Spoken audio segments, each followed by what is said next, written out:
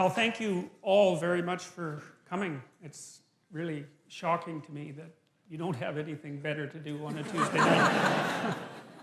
No, seriously though, it is. I mean, it's very strange in some sense that there's so many of you here to listen to a sequence of lectures on the psychological significance of the biblical stories. It isn't something I've wanted to do for a long time, but it still does surprise me that there's a ready audience for it. And, well, so that's good. So we'll see how it goes. And I'll start with this, because this is the right question. The right question is, why bother doing this? And I don't mean, why should I bother doing it? I have my own reasons for doing it, but you might think, well, why bother with this strange old book at all? And that's a good question, you know. It's a contradictory document that's been cobbled together over thousands of years. It's outlasted kingdoms, many, many kingdoms. You know, it's really interesting that it turns out that a book is more durable than stone. It's more durable than a castle. It's more durable than an empire. And that's really interesting, you know, that something in some sense so evanescent can be so long-living. So there's that. That's kind of a mystery. I'm approaching this whole scenario, the biblical stories, as if they're a mystery, fundamentally, because they are. There's a lot we don't understand about them. We don't understand how they came about. We don't really understand how they were put together.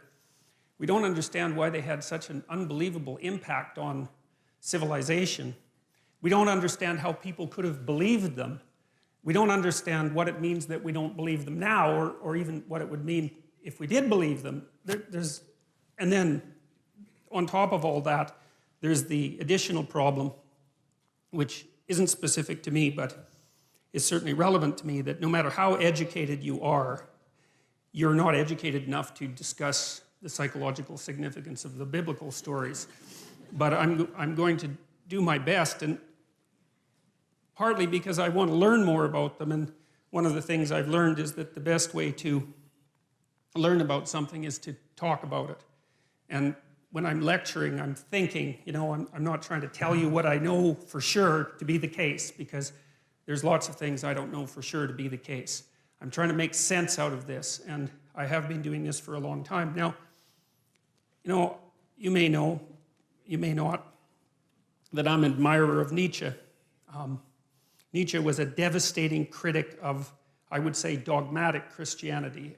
Christianity as it was instantiated in institutions, I suppose, although he's a very paradoxical thinker, because, for example, one of the things Nietzsche said was that he didn't believe that the scientific revolution would have ever got off the ground if it hadn't been for Christianity, and more specifically for Catholicism, because he believed that over the course of really 1,000 years, the European mind, so to speak, had to train itself to interpret everything that was known within a single coherent framework. Coherent if you accept the initial axioms. A single coherent framework. And so Nietzsche believed that Catholicization of the phenomena of life and of history produced the kind of mind that was then capable of transcending its dogmatic foundations and then concentrating on something else, which in this particular case happened to be the natural world.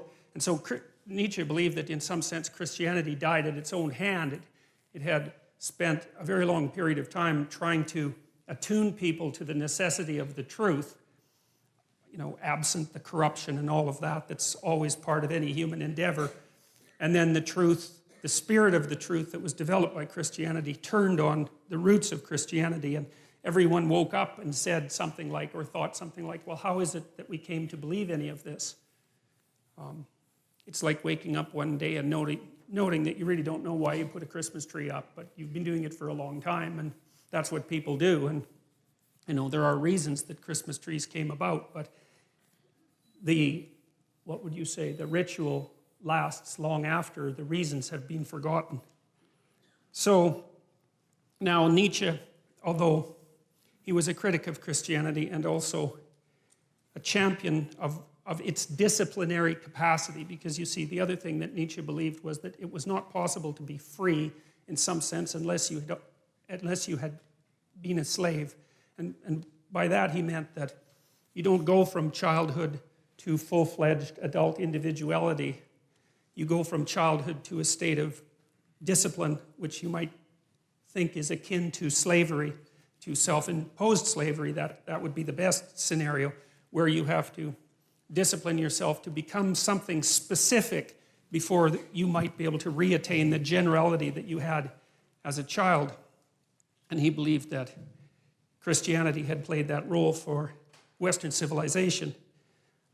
But in the late 1800s, he announced that God was dead.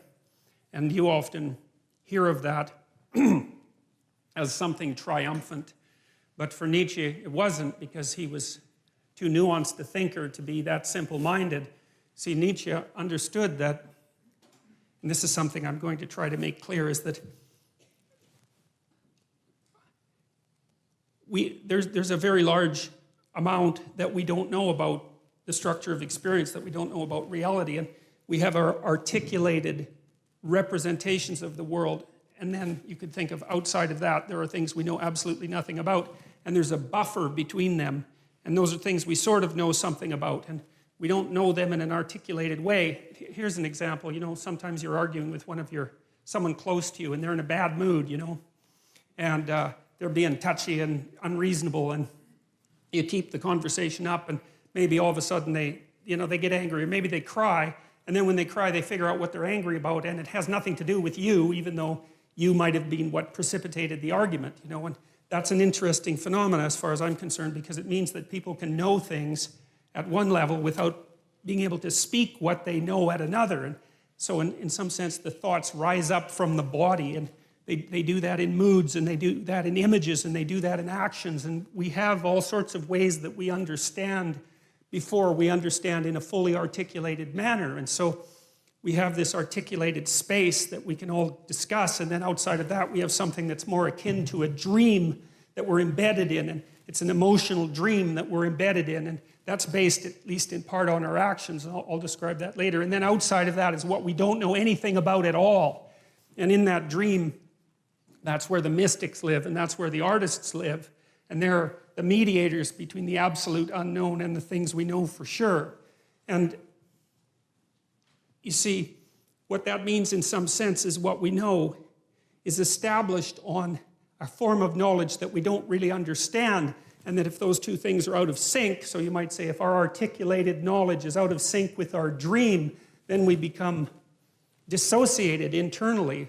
We think things we don't act out, and we act out things we don't dream, and that produces a kind of sickness of the spirit, and that sickness of the spirit, its cure is something like an integrated system of belief and representation. And then people turn to things like ideologies, which I regard as parasites on an underlying religious substructure, to try to organize their thinking, and then that's a catastrophe.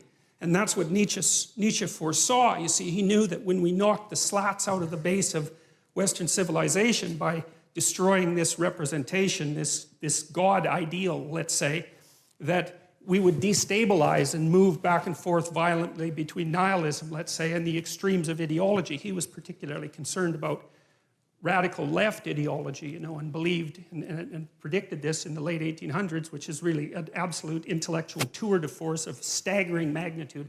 Predicted that in the 20th century that hundreds of millions of people would die because of the replacement of these underlying dreamlike structures with this rational but deeply incorrect representation of the world. And, we've been oscillating back and forth between left and right in some sense ever since, and, with some good sprinkling of nihilism in there and despair. And in some sense, that's the situation of the modern Western person, and increasingly of people in general. I think part of the reason that Islam has its backup with regards to the West to such a degree, there's many reasons, and not all of them are valid, that's for sure, but one of the reasons is that, they being still grounded in a dream, let's say, they can see that the rootless questioning mind of the West poses a tremendous danger to the integrity of their culture. Now, and it does. I mean, Westerners, us, we undermine ourselves all the time with our searching intellect, and I'm not complaining about that. You know, I mean, there isn't anything easy that can be done about it, but it's still a sort of fruitful catastrophe, and you know, it has real effects on people's lives. It's not some abstract thing, you know. I mean, lots of times when I've been treating people for depression, for example, or anxiety, they have existential issues, you know. It's not just some psychiatric condition. It's not just that they're tapped off of normal because their brain chemistry is faulty, although, you know, sometimes that happens to be the case. It's that they are overwhelmed by the suffering and complexity of their life, and they're not sure why it's reasonable to continue with it. You know, they can feel the terrible negative meanings of life, but are skeptical beyond belief about any of the positive meanings. I had one client who was a very brilliant artist, and as long as he didn't think, he was fine, you know, because he'd go and create, and he was really good at being an artist. He just, you know, he had that personality that was continually creative and quite brilliant, although he was self-denigrating. But as soon as he started to think about what he was doing, then, you know,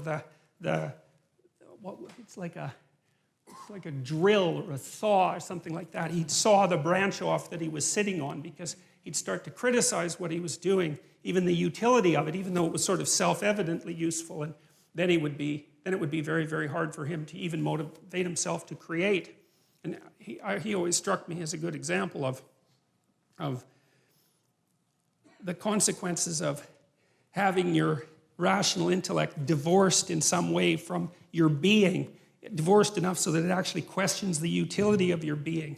And it's not a good thing. It's not a good thing. And it's really not a good thing, because it manifests itself not only in individual psychopathology, but also in social psychopathology. And that's this proclivity of people to get tangled up in ideologies, which I really do think of as they're like crippled religions. That's the right way to think about them. They're like a religion that's missing an arm and a leg, but can still hobble along, and it provides a certain amount of security and group identity, but it's warped and twisted and demented and bent, and it's a parasite on something underlying that's rich and true, and that's how it looks to me anyways. And so I think it's very important that we sort out this problem. I think that there isn't anything more important that needs to be done than that. I've thought that for a long, long time, probably since the early 80s, when I started looking at the role that belief systems played in regulating psychological and social health. Because you can tell that they do that because of how upset people get if you challenge their belief systems. It's like, why the hell do they care exactly? What difference does it make if all of your ideological axioms are 100% correct? Like, people get unbelievably upset when you poke them in the axioms, so to speak. And it is not by any stretch of the imagination obvious why, you know.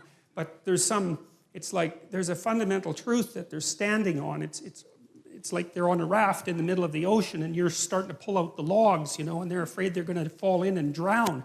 It's like, drown in what? And what are the logs protecting them from? And why are they so afraid to move beyond the confines of the ideological system? And these are not obvious things.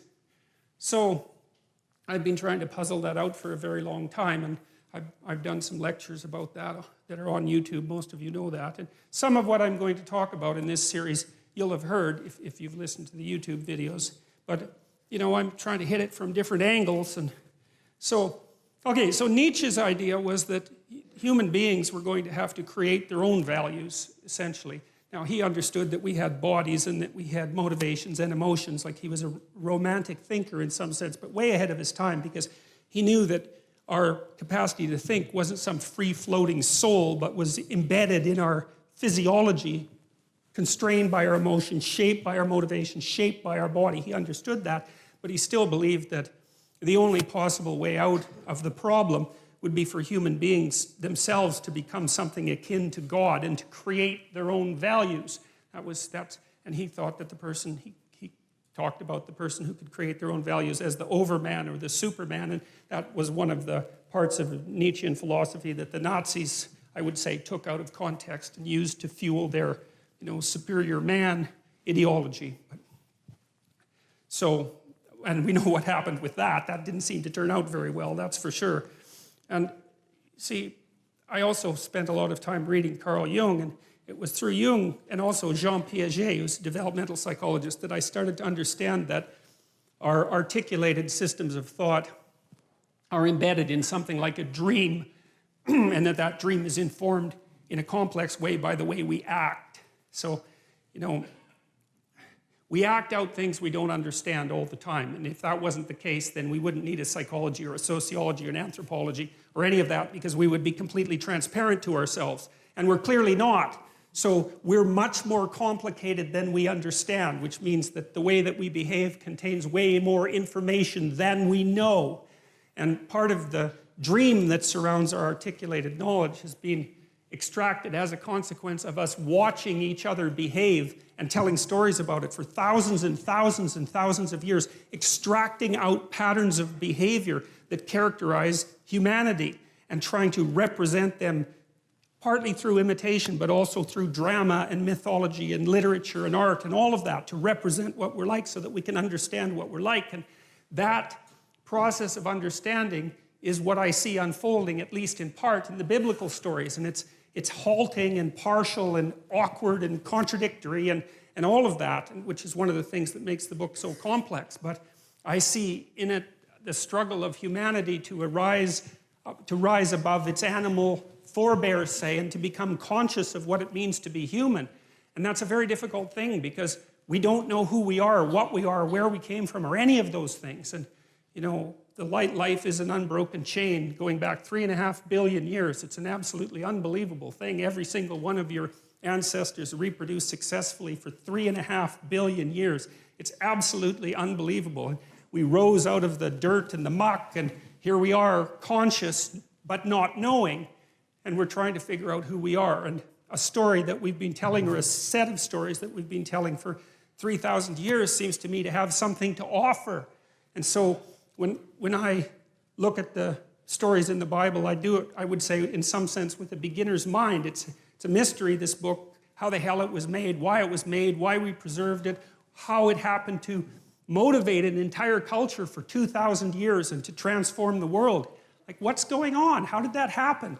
It's by no means obvious. And one of the things that bothers me about casual critics of religion is that they don't take the phenomena seriously. And it's a serious phenomena. I mean, not least because people have the capacity for religious experience, and no one knows why that is. And I mean, you can induce it reliably in all sorts of different ways. You can do it with brain stimulation. You can certainly do it with drugs. There's especially the psychedelic variety. They produce intimations of the divine extraordinarily regularly. People have been using drugs like that for God only knows how long, 50,000 years, maybe more than that, to produce some sort of intimate union with the divine. It's like, we don't understand any of that when we discovered the psychedelics in the late 60s. It shocked everybody so badly that they were instantly made illegal and abandoned in terms of research for like 50 years. And it's no wonder, because who the hell expected that? Nobody. Now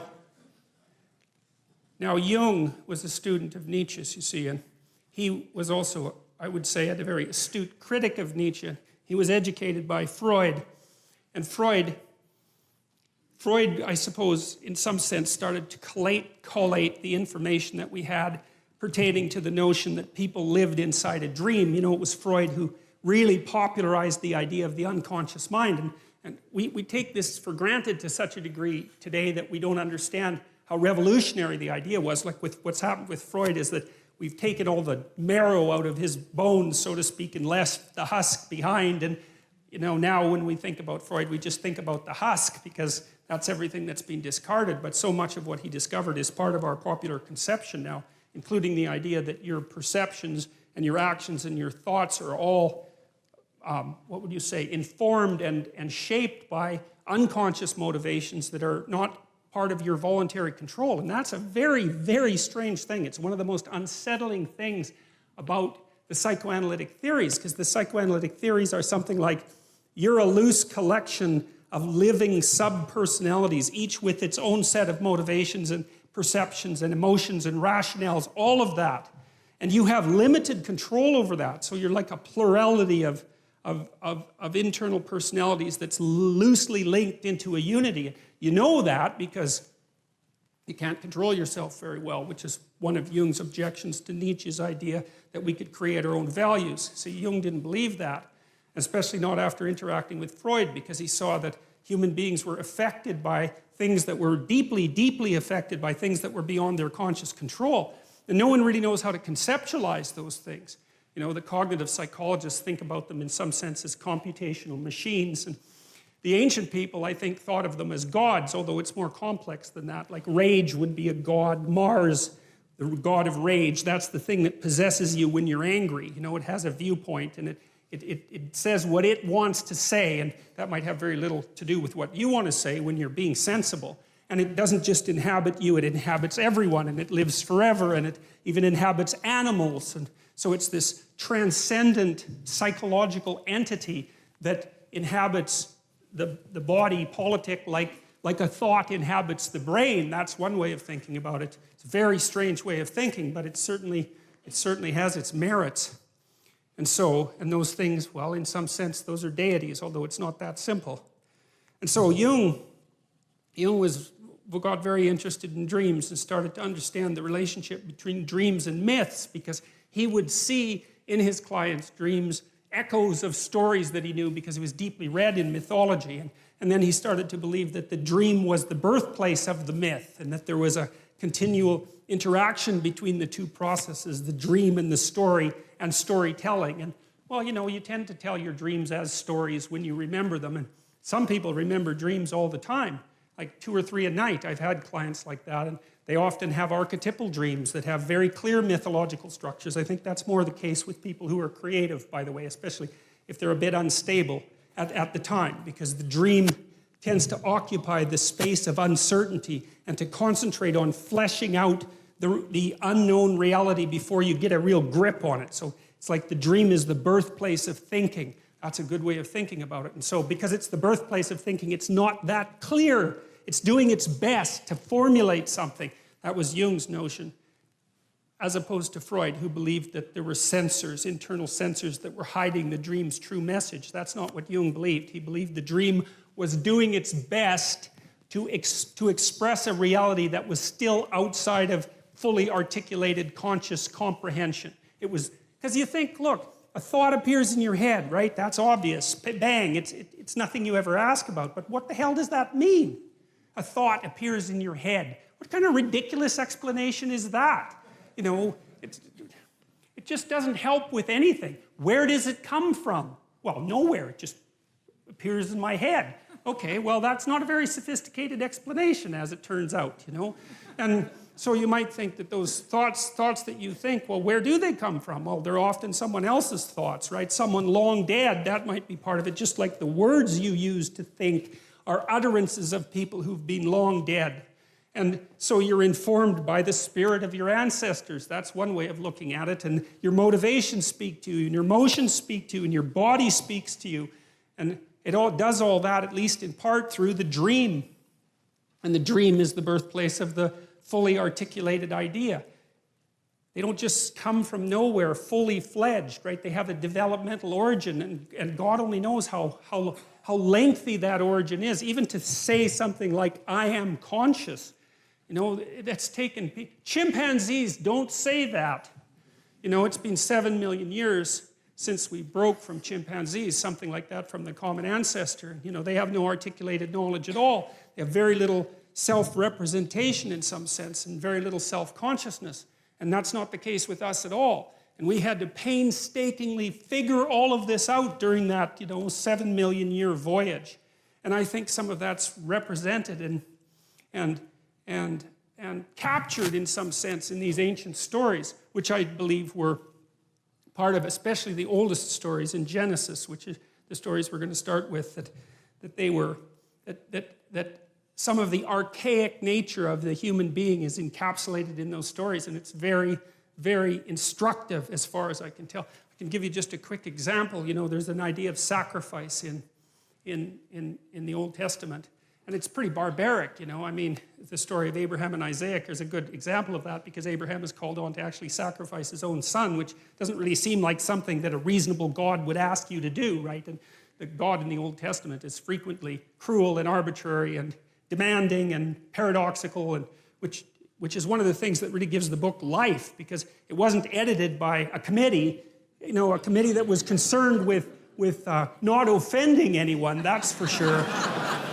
So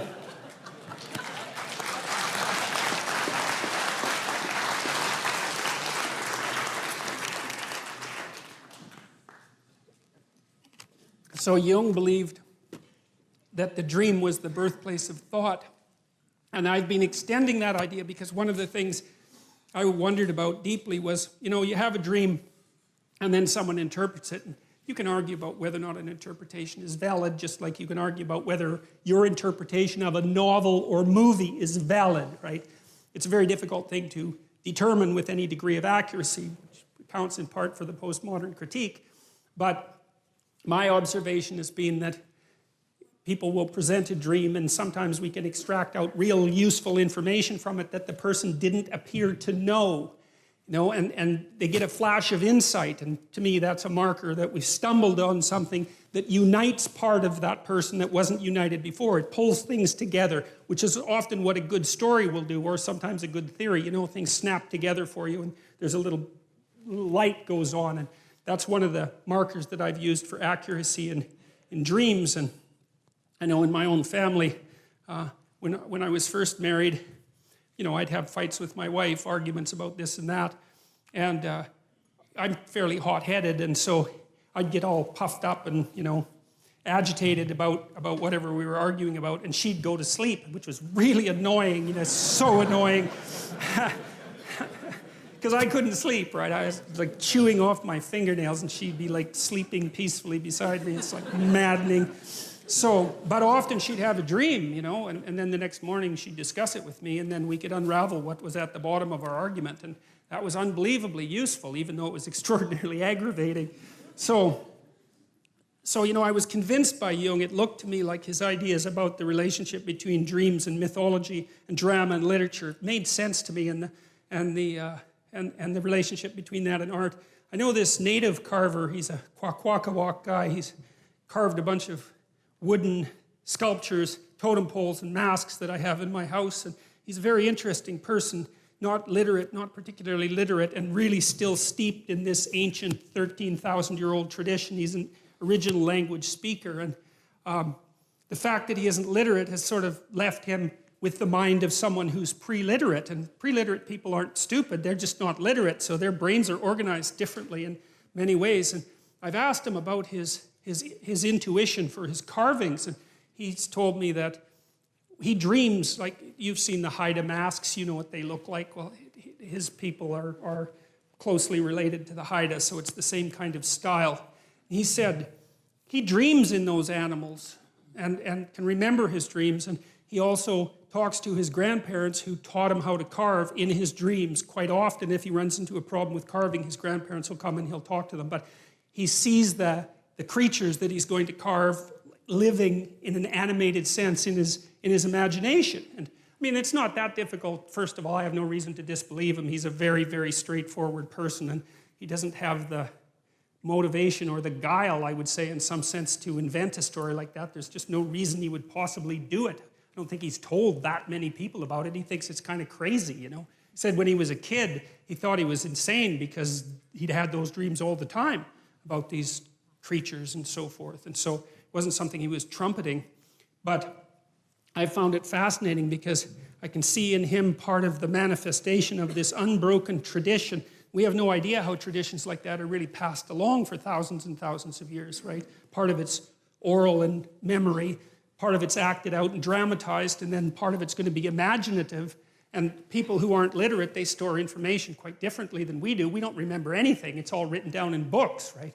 But if you're from an oral culture, especially if you're trained in that way, you have all of that information at hand, both so you can speak it, you can tell the stories, and you really know them. And you know, modern people don't really know what that's like anymore. I doubt if there's more than maybe two of you in the audience that could spout from memory like a 30-line poem. And poetry was written so that people could do that. That's why we have that form, is so that people could remember it and have it with them. And we don't do any of that anymore. Anyways, back to Jung. Jung was a great believer in the dream, and I noted that dreams will tell you things that you don't know. And then I thought, well, how the hell can that be? How in the world can something you think up tell you something you don't know? How does that make any sense?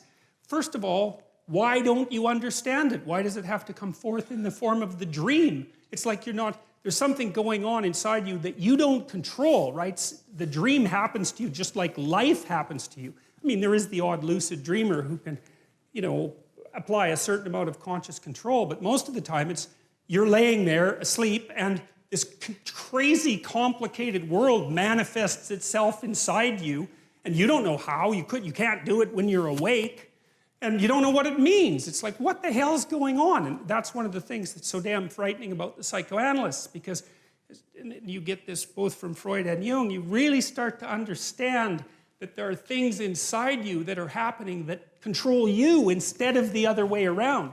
There's a bit of reciprocal control, but there's manifestations of spirits, so to speak, inside you that determine the manner in which you walk through life. And you don't control it. And what does? Is it random? There are people who have claimed that dreams are merely the consequence of random neuronal firing, which is a theory I think is absolutely absurd, because there's nothing random about dreams. They're very, very structured and very, very complex. And they're not like snow on a television screen or static on a radio. Like, those things are complicated. And then also I've seen so often that people have very coherent dreams that have a perfect narrative structure. They're fully developed in some sense. And so that theory just doesn't go anywhere with me. I just can't see that as useful at all. And so I'm more likely to take the phenomena seriously and say, well, there's something to dreams. Well, you dream of the future and then you try to make it into a reality. That seems to be an important thing. Or maybe you dream up a nightmare and try to make that into a reality, because people do that too if they're hell-bent on revenge, for example, and full of hatred and resentment. I mean, that manifests itself in terrible fantasies. Those are dreams, then people go act them out.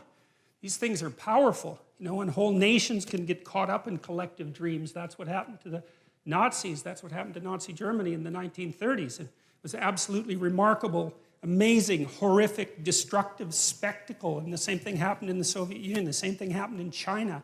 It's like, we have to take these things seriously, and try to understand what's going on.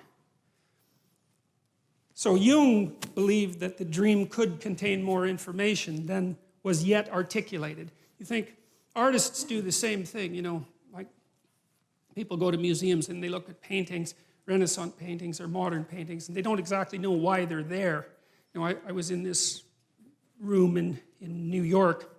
I don't remember which museum, but it was a room full of Renaissance art, great painters, the greatest painters, and thought maybe that room was worth $1 billion or something outrageous, because there was like 20 paintings in there, so priceless. And the first thing is, well, why are those paintings worth so much? And why is there a museum in the biggest city in the world devoted to them? And why do people from all over the world come and look at them? What the hell are those people doing? One of them was of the Assumption of Mary, beautifully painted, absolutely glowing work of art. And there's like 20 people standing in front of it looking at it. And you think, what are those people up to? They don't know. Why did they make a pilgrimage to New York to come and look at that painting? It's not like they know. Why is it worth so much? I mean, I know there's a status element to it too, but that begs the question, why do those items become such high status items? What is it about them that's so absolutely remarkable? Well, we're strange creatures. So I was trying to figure out in part, well, where did the information that's in the dream come from? Because it has to come from somewhere, and you could think about it as a revelation. Because it's like it springs out of the void and it's new knowledge and it's a revelation. You didn't produce it, it just appears. But see, one of the things I want to do with this series is, like, I'm scientifically minded and I'm quite a rational person, and I like to have an explanation for things that's rational and empirical before I look for any other kind of explanation. And I don't want to say that everything that's associated with divinity can be reduced in some manner to biology or to an evolutionary history or anything like that. But insofar as it's possible to do that reduction, I'm going to do that. And I'm going to leave the other phenomena floating in the air because they can't be pinned down. And in that category, I would put the category of mystical or religious experience, which we don't understand at all. So, artists observe one another. They observe people and they represent what they see, and they transmit the message of what they see to us, and they teach us to see. And we don't necessarily know what it is that we're learning from them. But we're learning something, or at least we're acting like we're learning something. We go to movies, we watch stories, we immerse ourselves in fiction constantly. That's an artistic production. And for many people, the world of the arts is a living world, and that's particularly true if you're a creative person. And it's the creative, artistic people that do move the knowledge of humanity forward, and they do that with their artistic productions first. They're on the edge, and the dancers do that, and the poets do that, and the visual artists do that, and the musicians do that, and we're not sure what they're doing. Like, we're not sure what musicians are doing. What the hell are they doing? Why do you like music? You know, it gives you a deep intimation of the significance of things. And no one questions it. You go to a concert, you're thrilled. It's a quasi-religious experience, particularly if the people really get themselves together and get the crowd moving. You know, there's something incredibly intense about it, but it makes no sense whatsoever. It's not an easy thing to understand. Music is deeply patterned, and patterned in layers, and I think that has something to do with it, because reality is patterned and deeply patterned in layers, and so I think music is representing reality in some fundamental way, and that we get into the sway of that and sort of participate in being, and that's part of what makes it such an uplifting experience. But we don't really know that's what we're doing. We just go do it, and it's nourishing for people, right? I mean, young people in particular, lots of them live for music. It's where they derive all their meaning, their cultural identity. Everything that's nourishing comes from their affiliation with their music, and is part of their cultural identity. So that's an amazing thing. The question still remains, where does the information in dreams come from? And I think where it comes from is that we watch the patterns that everyone acts out. We've watched that forever, and we've got some representations of those patterns. That's part of our cultural history. That's what's embedded in stories, in fictional accounts of the story between good and evil, the bad guy and the good guy, and the romance. You know, these are canonical patterns of being for people, and they deeply affect us because they represent what it is that we will act out in the world. And then we flesh that out with the individual information we have about ourselves and other people. And so it's like there's waves of behavioral patterns that manifest themselves in the crowd across time. The great dramas are played on the crowd across time. And the artists watch that, and they get intimations of what that is, and they write it down and they tell us, and then we're a little clearer about what we're up to. You know, like a great dramatist like Shakespeare, let's say, we know that what he wrote is fiction, and then we say, well, fiction isn't true. But then you think, well, wait a minute, maybe it's true like numbers are true. You know, numbers are an abstraction from the underlying reality, but no one in their right mind would really think numbers aren't true. You could even make a case that the numbers are more real than the things that they represent, right? Because the abstraction is so insanely powerful. Once you have mathematics, you're just deadly. You can move the world with mathematics. And so it's not obvious that the abstraction is less real than the more concrete reality.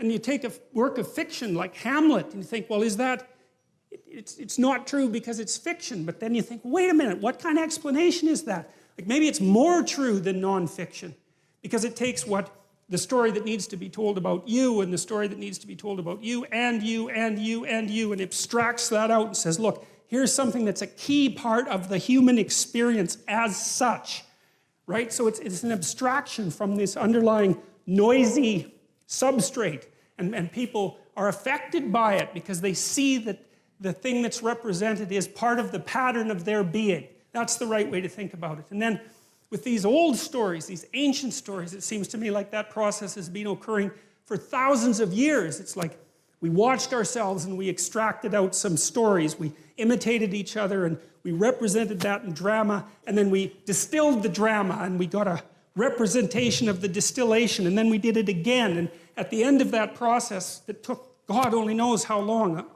I think some of these stories, they've traced fairy tales back 10,000 years, some fairy tales, in relatively unchanged form. And it certainly seems to me that the archaeological evidence, for example, suggests that the really old stories that the Bible begins with are at least that old and likely embedded in a prehistory that's far older than that. And you might think, well, how can you be so sure? And the answer to that in part is that cultures that don't change, like the ancient cultures, right? They didn't change as fast as us. They stay the same. That's the answer. So they keep their information moving generation to generation. That's how they stay the same. And so we know, again, in the archaeological record, there are records of rituals that have remained relatively unbroken for up to 20,000 years. It was discovered in caves in Japan that were set up for a particular kind of bear worship that was also characteristic of Western Europe. So these things can last for very long periods of time. We're watching each other act in the world. And then the question is, well, how long have we been watching each other? And the answer to that, in some sense, is, well, as long as there's been creatures with nervous systems. And that's a long time, you know, that's some hundreds of millions of years, perhaps longer than that. We've been watching each other, trying to figure out what we're up to across that entire span of time. And some of that knowledge is built right into our bodies, which is why we can dance with each other, for example, right? Because understanding isn't just something that you have as an abstraction, it's something that you act out, you know? That's what children are doing when they're learning to rough and tumble play, is they're learning to integrate their body with the body of someone else in a harmonious way, learning to cooperate and compete, and that's all instantiated right into their body. It's not abstract knowledge. They don't know that they're doing that, they're just doing it. And so we can even use our body as a representational platform. So we've been studying each other for a long time, abstracting out what is it that we're up to, and that's what is it we're up to? What should we be up to? That's even a more fundamental question. If you're going to live in the world and you're going to do it properly, what does properly mean? And how is it that you might go about that? Well, it's the right question, right? It's what everyone wants to know. How do you live in the world? Not what is the world made of. It's not the same question. How do you live in the world? It's the eternal question of human beings. And I guess we're the only species that has ever really asked that question, because all the other animals, they just go and do whatever they do. Not us. It's a question for us. We have to become aware of it. We have to be able to speak it. God only knows why. But that seems to be the situation. So we act. That acting is shaped by the world. That acting is shaped by society into something that we don't understand, but that we can model. We model it in our stories. We model it with our bodies. And that's where the dream gets its information. The dream is part of the process that's watching everything and then trying to formulate it and trying to say, well, trying to get the signal out from the noise and to portray it in dramatic form, because a dream is a little drama. And then you get the chance to talk about what that dream is. And then you have something like articulated knowledge at that point. And so the Bible, I would say, it exists in that space that's half into the dream and half into articulated knowledge. It's something like that. And going into it to find out what the stories are about can aid our self-understanding. And then the other issue is that if Nietzsche was correct, and if Dostoevsky or Jung was correct, and Dostoevsky as well, without the cornerstone that understanding provides, we're lost. And that's not good, because then we're susceptible to psychic pathology. That's psychological pathology. You know, the people who are adamant anti-religious thinkers seem to believe that if we abandoned our immersement in the underlying dream, that we'd all instantly become rationalists like Descartes or Bacon, or, you know, intelligent, clear-thinking, rational, scientific people. And I don't believe that for a moment, because I don't think there's any evidence for it. I think we would become so irrational so rapidly that the weirdest mysteries of Catholicism would seem positively rational by contrast. And I think that's already happening. So...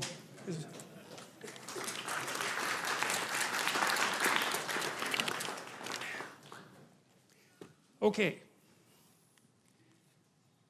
So this is the idea, essentially, you know, that You have the unknown world. That's just what you don't know at all. That's the outside. That's the ocean that surrounds the island that you inhabit, something like that. It's chaos itself.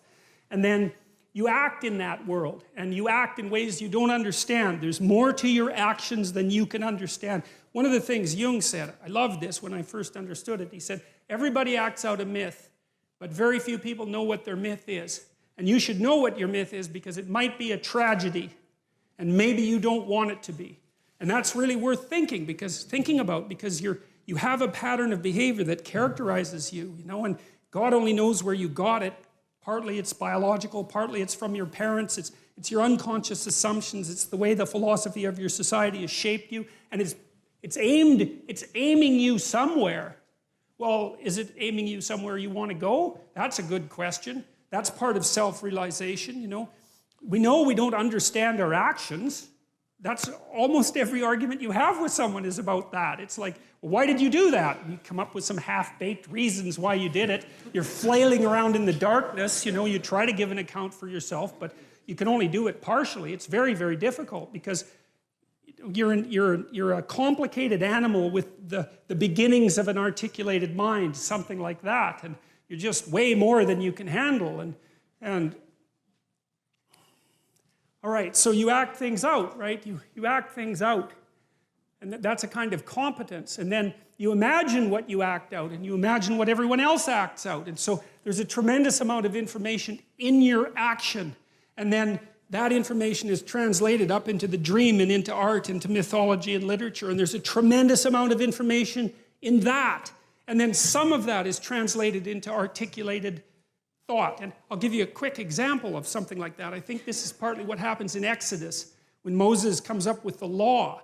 He's wandering around with the Israelites forever in the desert, and they're like going left and going right and worshiping idols and like having a hell of a time and getting rebellious. And Moses goes up in the mountain and he has this tremendous revelation sort of in the sight of God, and it illuminates him, and he comes down with the law. You think, well, Moses acted as a judge. I know this is a mythological story. Moses acted as a judge in the desert. He was continually mediating between people who were having problems, constantly trying to keep peace. And so what are you doing when you're trying to keep peace? Is you're trying to understand what peace is, right? You have to apply the principles. Well, what are the principles? Well, you don't know. The principles are whatever satisfies people enough to make peace.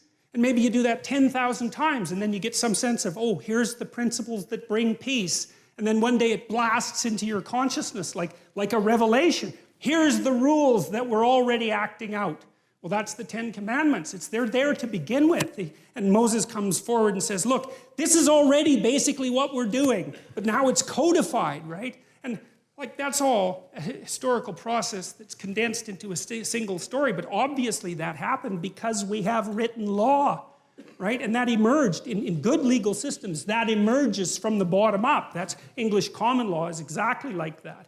Right? It's single decisions that are predicated on principles that are then articulated and made into the body of law. And the body of law is something you act out. That's why it's a body of law. If you're a good citizen, you act out the body of law. And the body of law has principles. Okay, so the question is, there's principles that guide our behavior. What are those principles? Well, I think if you want the initial answer of what the archaic Israelites meant by God, that's something like what they meant. Now, it's not a good enough explanation, but look, imagine that you're a chimpanzee and you have a powerful, dominant figure at the pinnacle of your society. That represents power. Now, more than that, because it's not sheer physical prowess that keeps a chimp at the top of the hierarchy. It's much more complicated than that.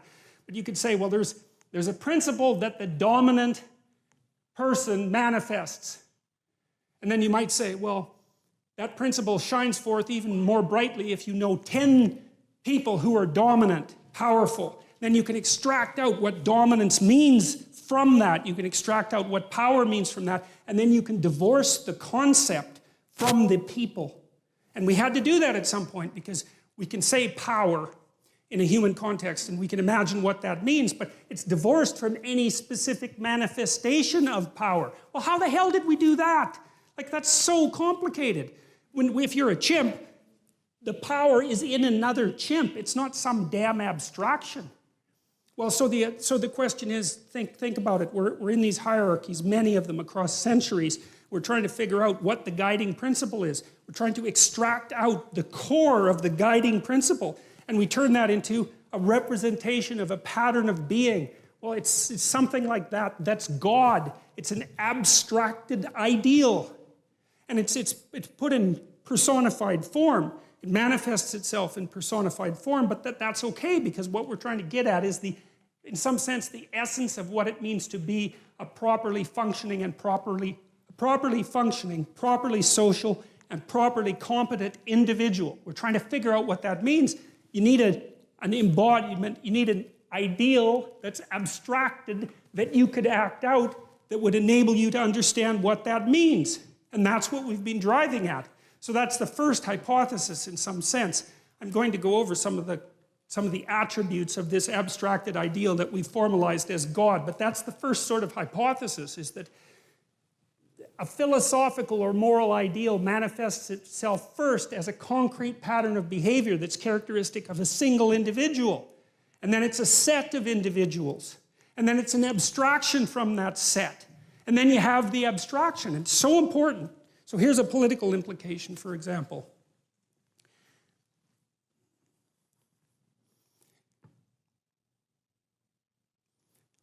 One of the debates, we might say, between early Christianity and the late Roman Empire was whether or not an emperor could be God, literally, right? To be deified, to be put in a temple.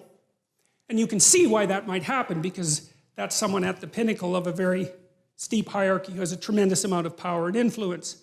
But the Christian response to that was, never confuse the specific sovereign with the principle of sovereignty itself. It's brilliant. You see how difficult it is to come up with an idea like that, so that even the person who has the power is actually subordinate to something else. Subordinate to, let's call it a divine principle, for lack of a better word. So that even the king himself is subordinate to the principle. And we still believe that, because we believe that our president, our prime minister, is subordinate to the damn law, whatever the body of law, right? There's a principle inside that even the leader is subordinate to. And without that, you could argue you can't even have a civilized society, because your leader immediately turns into something that's transcendent and all-powerful. And I mean, that's certainly what happened in the Soviet Union, and what happened in Maoist China, and what happened in Nazi Germany, because there was nothing for the powerful to subordinate themselves to. You're supposed to be subordinate to God.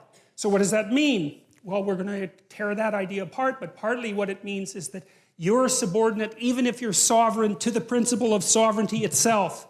And then the question is, what the hell is the principle of sovereignty? And I could say we have been working that out for a very long period of time. And so that's one of the things that we'll talk about, because the ancient Mesopotamians and the ancient Egyptians had some very interesting, dramatic ideas about that. So, just for example, very briefly, there was a deity known as Marduk. And Marduk, he was a Mesopotamian deity. And imagine this is sort of what happened, is that as an empire grew out of the post-Ice Age, say 15,000 years ago, 10,000 years ago, all these tribes came together, and these tribes each had their own deity, their own image of the ideal, but then they started to occupy the same territory, right?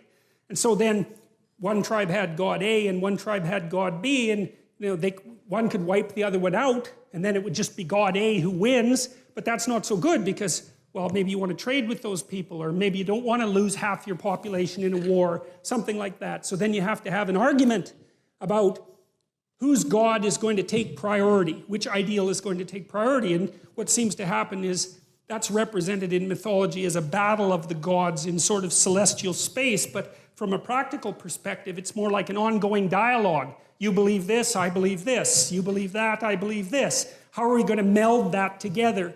So you take God A and you take God B, and maybe what you do is extract God C from them. And you say, well, God C now has the attributes of A and B. And then some other tribes come in, and then C takes them over too. And so you get, like with Marduk, for example, he has a multitude of names, 50 different names. Well, those are names at least in part, of the subordinate gods that represented the tribes that came together to make the civilization. That's part of the process by which that abstracted ideal is abstracted. You think this is important, and it works because your tribe's alive. And you think this is important, and it works because your tribe is alive. And so we'll take the best of both if we can manage it, and extract out something that's even more abstract that covers both of us if we can do it. And one of the things that's really interesting about Marduk, I'll just give you a couple of his features, but he has eyes all the way around his head. He's elected by all the other gods to be king god, so that's the first thing. That's quite cool. And they elect him because they're facing a terrible threat, sort of like a flood and a monster combined, something like that. And Marduk basically says that if they elect him top god, then he'll go out and stop the flood monster, and they won't all get wiped out. It's a serious threat. It's chaos itself making its comeback. And so all the gods agree. And Marduk is a new manifestation. He's got eyes all the way around his head, and he speaks magic words. And then he also goes out, and when he fights this deity called Tiamat. And we need to know that because the word Tiamat is associated with the word Tehom, T-E-H-O-M. And Tehom is the chaos that God makes order out of at the beginning of time in Genesis. So it's linked very tightly to this story. And Marduk, with his eyes and his capacity to speak magic words, goes out to confront Tiamat, who's like a watery sea dragon, something like that. It's a classic St. George story to go out and wreak havoc on the dragon. And he cuts her into pieces, and he makes the world out of her pieces. And that's the world that human beings live in. And the Mesopotamian emperor acted out Marduk. He was allowed to be emperor insofar as he was a good Marduk. And so that meant that he had eyes all the way around his head, and he could speak magic. He could speak properly. And so that we're starting to understand there at that point the essence of leadership, right? Because what's leadership? It's the capacity to see what the hell's in front of your face and maybe in every direction, and then the capacity to use your language properly in a transformative manner and to transform chaos into order. And God only knows how long it took the Mesopotamians to figure that out, and the best they could do is dramatize it, but it's staggeringly brilliant. You know, it's by no means obvious, and this chaos is a very strange thing, and this is the chaos that God wrestled with at the beginning of time. Chaos is it's half psychological and half real. There's no other way to really describe it. The chaos is what you encounter when you're thrown into deep confusion, right? When your world falls apart, when you encounter something that blows you into pieces, when your dreams die, when you're betrayed. It's the chaos that emerges, and the chaos is everything at once, and it's too much for you. And that's for sure. And it pulls you down into the underworld. And that's where the dragons are. And all you've got at that point is your capacity to bloody well keep your eyes open and to speak as carefully and clearly as you can. And maybe, if you're lucky, you'll get through it that way and come out the other side.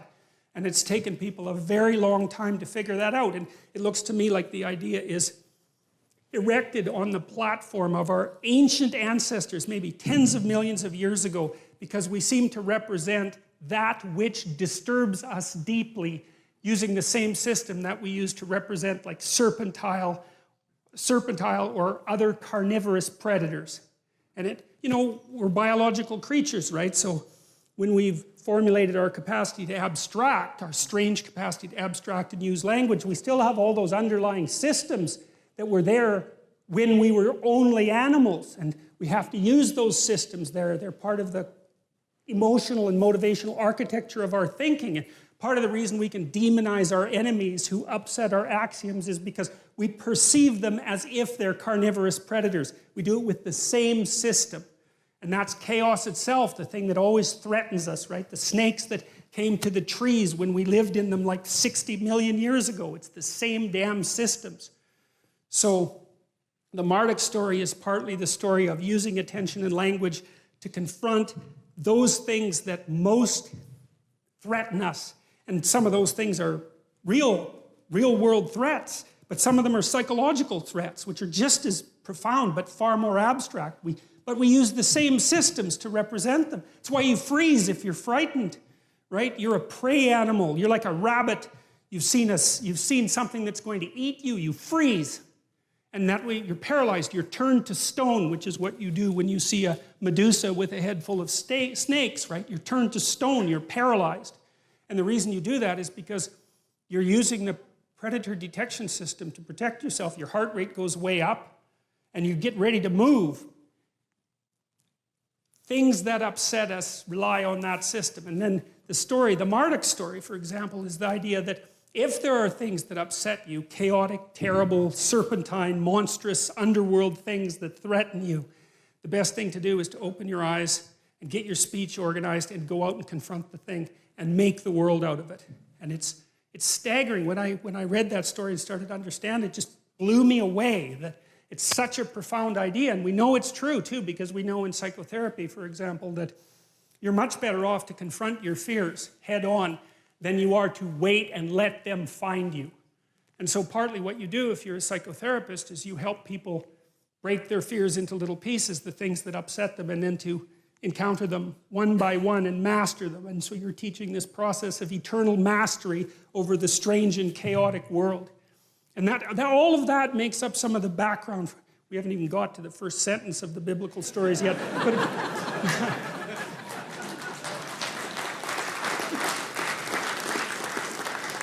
But all of that makes up the background. So you have to think that we've extracted this story, this strange collection of stories with all its errors and its repetitions and its peculiarities out of the entire history that we've been able to collect ideas. And it's the best we've been able to do.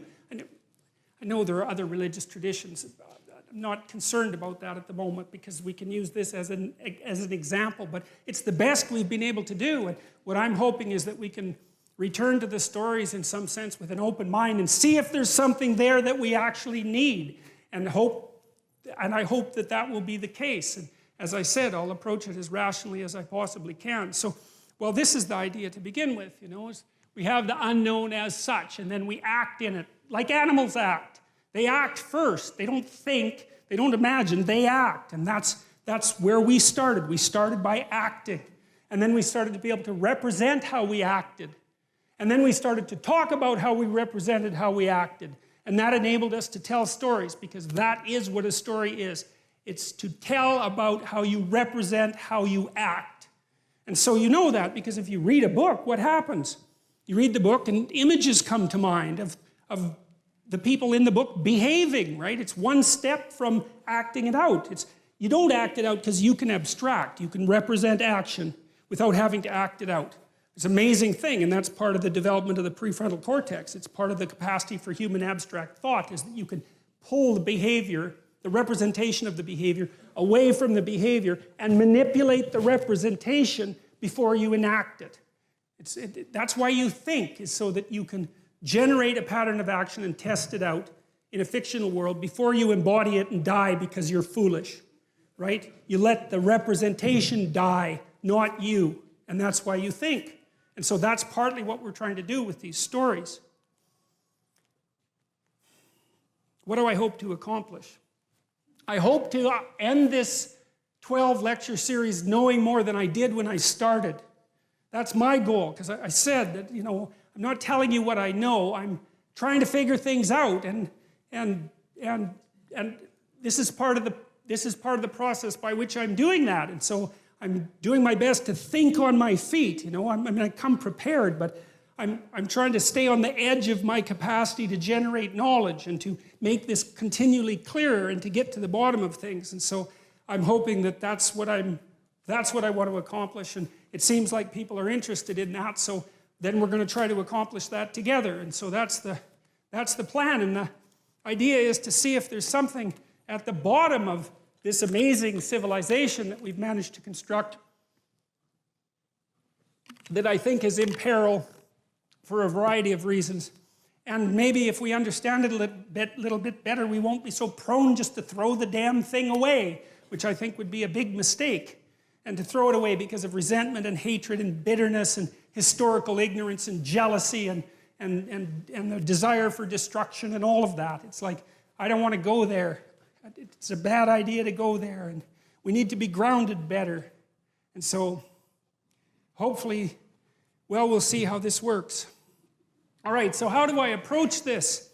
Well, first of all, I think in evolutionary terms, as far as I'm concerned, the cosmos is 15 billion years old, and the world is 4.5 billion years old, and there's been life for 3.5 billion years, and there were creatures that had pretty developed nervous systems 300 to 600 million years ago, and we were living in trees as small mammals 60 million years ago, and we were down on the plains between 60 million and 7 million years ago, and that's about when we split from chimpanzees, and modern human beings seem to emerge about 150,000 years ago, and civilization pretty much after the last ice age, something after 15,000 years ago. Not very long ago at all, you know. And that's the span across which I want to understand. That's the span across which I want to understand. I want to understand why we are the way we are, looking at life in its continual complexity, right from the beginning of life itself. And there's some real utility in that because we share attributes with other animals, even animals as simple as crustaceans, for example, have nervous system properties that are very much like ours, and it's very much worth knowing that. And so I think in an evolutionary way, I think it's a grand and remarkable way to think because it has this incredible time span, right? It's this amazing, I mean, people at the end of the 19th century, middle of the 19th century, thought the world was about 6,000 years old. I mean, 15 billion years old, that's a lot more, right? It's a lot grander, it's a lot bigger, but it's also a lot more frightening and alienating in some sense because, you know, the cosmos has become so vast, it's either easy for human beings to think of themselves as trivial specks on a trivial speck out some misbegotten hellhole end of the galaxy among hundreds of millions of galaxies, right? It's very easy to see yourself as nothing in that span of time, and that's a real challenge for people, and I think it's a mistake to think that way because I think consciousness is far more than we think it is, but it's still something we have to grapple with. I'm a psychoanalytic thinker, and what that means is that I believe that people are collections of subpersonalities and that those subpersonalities are alive. They're not machines. They have their viewpoint, they have their wants, they have their perceptions, they have their arguments, they have their emotions. They're like low-resolution representations of you. You know, when you get angry, it's a very low-resolution representation of you. It only wants rage, or it only wants something to eat, or it only wants water, it only wants sex. It's you, but shrunk and focused in a specific direction. And all those motivational systems are very, very ancient, very archaic, and very, very powerful. And they play a determining role in the manner in which we manifest ourselves. And as Freud pointed out with the id, we have to figure out how to take all those underlying animalistic motivations and emotions and civilize them in some way so that we can all live in the same general territory without tearing each other to shreds, which is maybe the default position of both chimpanzee and humanity. You know, so I take that seriously, the idea that we're a loose collection of spirits, and that you know, it says in the Old Testament somewhere that the fear of God is the beginning of wisdom, and I think this is akin to that. If you know that you're not in control of yourself thoroughly, and that there are other factors behind the scenes, like the Greeks thought that human beings were the playthings of the gods. That's the way they conceptualized the world. And they sort of meant the same thing. They meant that there are these great forces that move us, that we don't create, that we're subordinate to in some sense. Not entirely, but we can be subordinate to them, and they move our destinies. That was the Greek view. And there's something, it teaches you humility to understand that there's a hell of a lot more going on behind the scenes, and you're the driver of a very complex vehicle, but you don't understand the vehicle very well, and it's got its own motivations and methods, and sometimes you think it's doing something and it's doing something completely different. You see that in psychotherapy all the time because, you know, you help someone unwind a pattern of behavior that they've manifested forever. First of all, they describe it, then they become aware of it, then maybe they start to see what the cause is. They had no idea why they were acting like that. You know, they have to have the memory that produced the behavioral pattern to begin with. It has to be brought back to mind, and then it has to be analyzed and assessed, and then they have to think about a different way of acting, and it's extraordinarily complex. So, psychoanalytic, literary. Well, there's this postmodern idea about literature and about the world, for that matter, that if you take a complex piece of literature like a Shakespeare play, there's no end to the number of interpretations that you can make of it.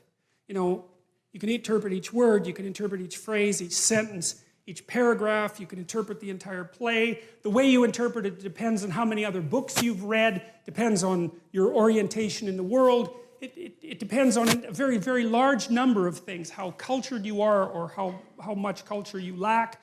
All of those things. It opens up a huge vista for potential interpretation. And so the postmodernists sort of stubbed their toe on that and thought, well, if there's this vast number of interpretations of any particular literary work, how can you be sure that any interpretation is more valid than any other interpretation? And if you can't be sure, then how do you even know those are great works? How do you know they can't? Maybe they're just works that the people in power have used to facilitate their continual accession of power, which is really a postmodern idea and a very, very cynical one, but it has its point. But the thing is, it's grounded in something real, right? It's like, yes, you can interpret things forever. I want to show you something here, just briefly. We'll go back to it later. Look at this. This is one of the coolest things I've ever seen.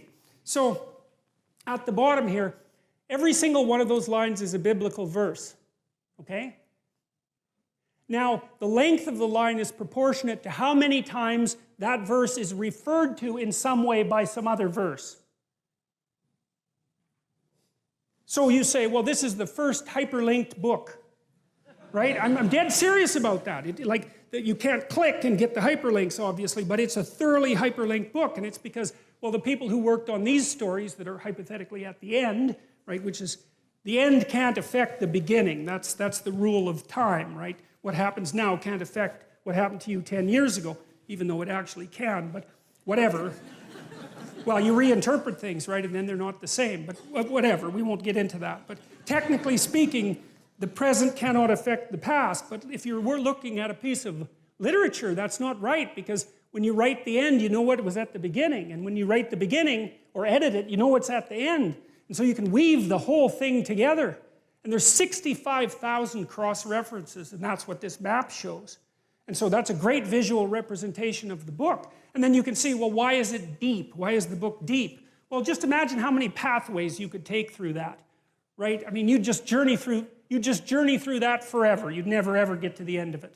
There's permutations and combinations, and every phrase is dependent on every other phrase, and every verse is dependent on every other, not entirely, but 65,000 is not a bad start. And so, okay, well, so that's another issue in some sense that seems to make the postmodernist critique even more correct. How in the world are you going to extract out a canonical interpretation of something like that? It's like it's not possible. But here's the issue, as far as I can tell.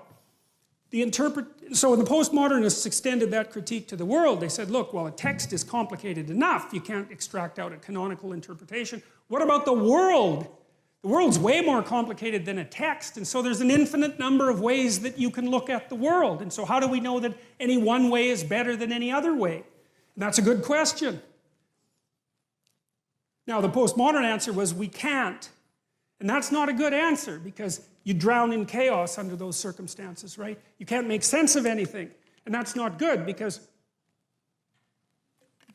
it's not neutral to not make sense of things. It's very anxiety-provoking. It's very depressing, because if things are so chaotic that you can't get a handle on them, your body defaults into emergency preparation mode, and your heart rate goes up, and your immune system stops working, and like you burn yourself out. You age rapidly because you're surrounded by nothing you can control. That's an existential crisis, right? It's anxiety-provoking and depressing, very hard on people. And even more than that, it turns out that the way that we're constructed neurophysiologically is that we don't experience any positive emotion unless we have an aim and we can see ourselves progressing towards that aim. It isn't precisely attaining the aim that makes us happy. As you all know, if you've ever attained anything, because as soon as you attain it, then the whole little game ends. Then you have to come up with another game, right? So it's Sisyphus. And that's okay, but it does show that the attainment can't be the thing that drives you, because it collapses the game. That's what happens when you graduate from university. It's like, you're king of the mountain, for one day, and then you're like surf at Starbucks for the next 5 years, you know? So, yeah. So what happens is that human beings are weird creatures because we're much more activated by having an aim and moving towards it than we are by attainment. And what that means is you have to have an aim, and that means you have to have an interpretation. And it also means that the nobler the aim, that's one way of thinking about it, the better your life. And that's a really interesting thing to know because, you know, you've heard ever since you were tiny that you should act like a good person and you shouldn't lie, for example. And you might think, well, why the hell should I act like a good person and why not lie? I mean, even a 3-year-old can ask that question because smart kids learn to lie earlier, by the way. And they think, well, why not twist the fabric of reality so that it serves your specific short-term needs? I mean, that's a great question. Why not do that? Why act morally? If you can get away with something and it brings you closer to something you want, well, why not do it? These are good questions. It's not self-evident. Well, it seems to me tied in with what I just mentioned. It's like you destabilize yourself and things become chaotic. That's not good. And if you don't have a noble aim, then you have nothing but shallow, trivial pleasures, and they don't sustain you.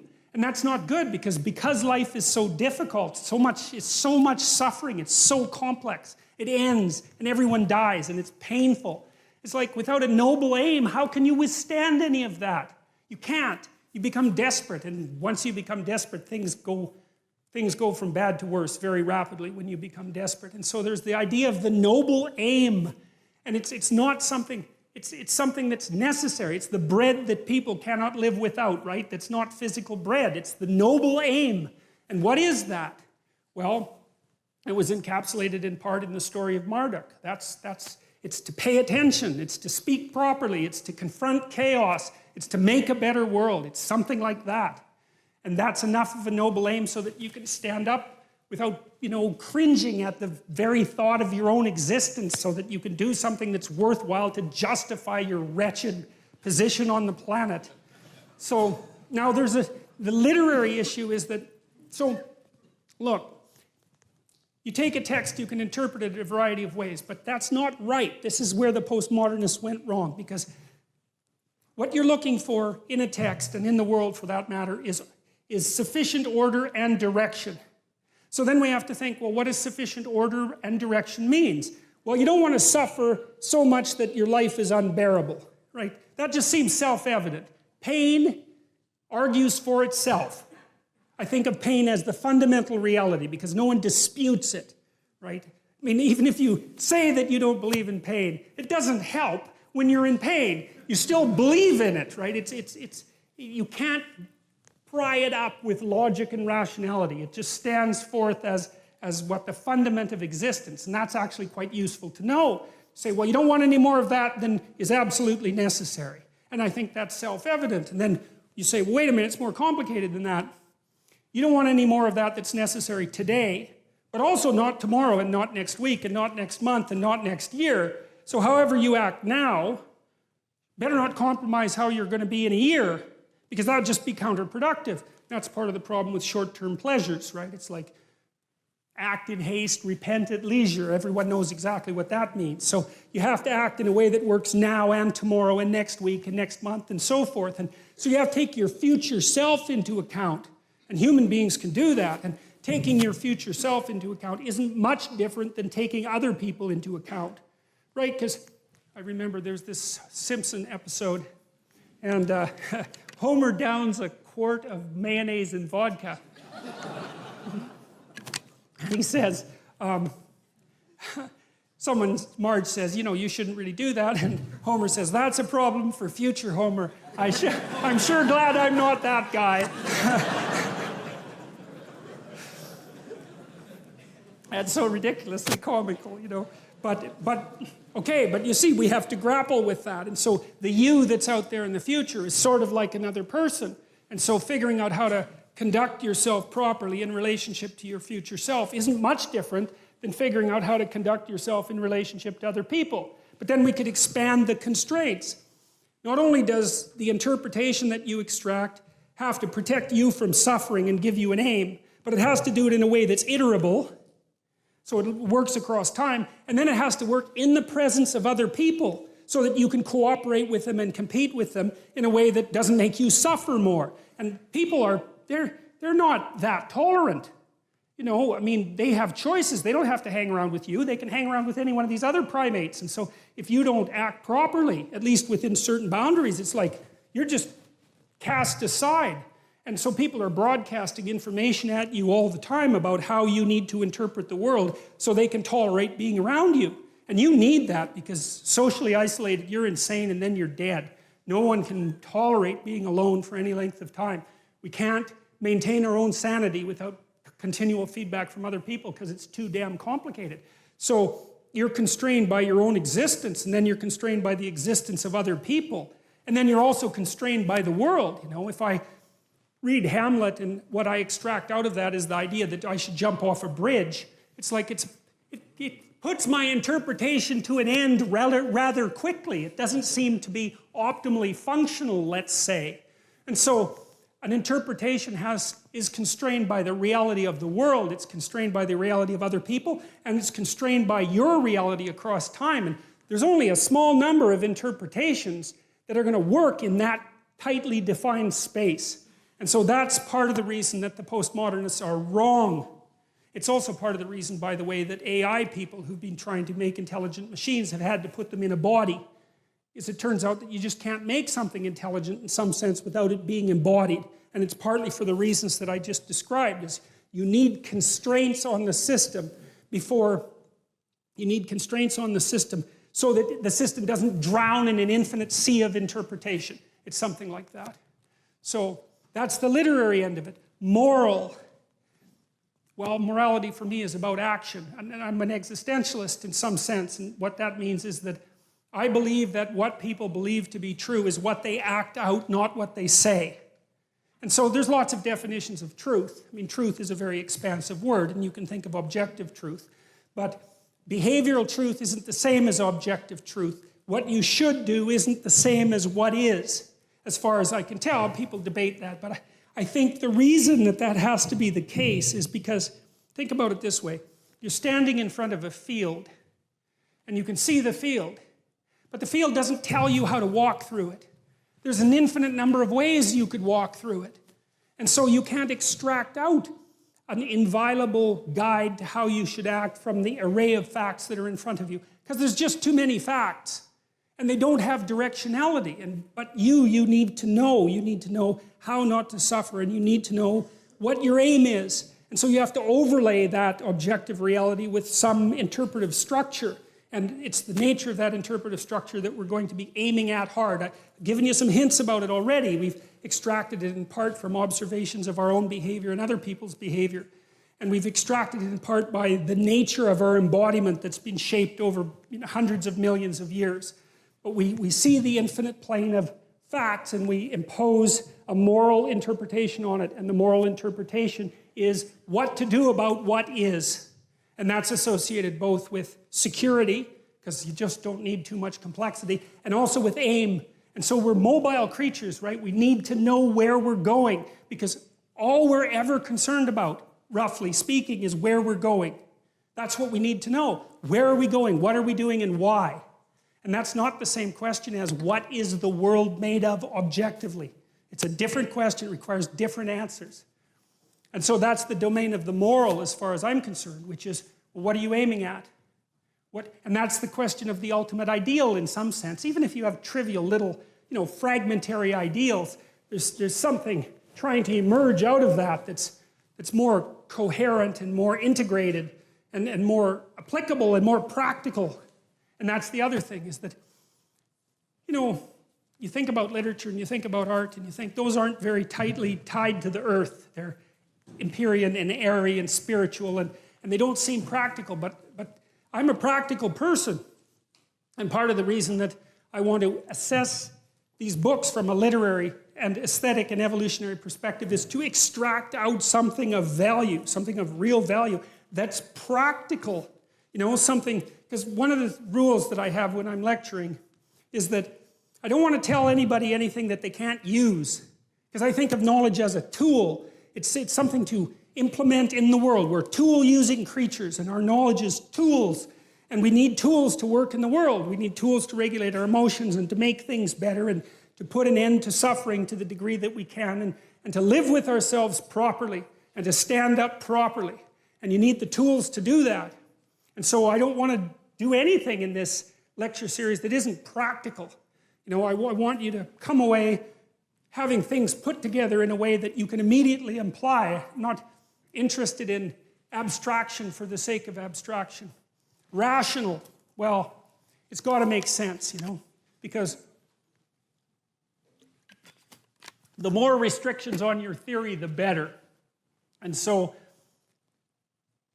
I want it all laid out causally so that B follows A and B precedes C and in a way that's understandable and doesn't require any unnecessary leap of faith. You know, because that's another thing that I think interferes with our relationship with a collection of books like the Bible, is that you're called upon to believe things that no one can believe. And that's no good, because that's a form of lie as far as I can tell. And then you have to scrap the whole thing, because in principle the whole thing's about truth. And if you have to start your pursuit of truth by swallowing a bunch of lies, then how in the world are you going to get anywhere with that? And so I don't want any uncertainty at the bottom of this, or I don't want any more than I can get, than I have to leave in it, because I can't get any farther than that. And so it's going to make sense rationally. I don't want it to be pushing up against what we know to be scientifically untrue, even though science is in flux, and that's, you know, somewhat of a dangerous parameter. If it isn't working with evolutionary theory, for example, then I think that it's not a good enough solution. So, and then finally, it's phenomenological.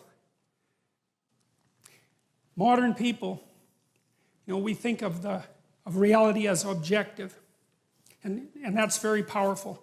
But that isn't how we experience reality.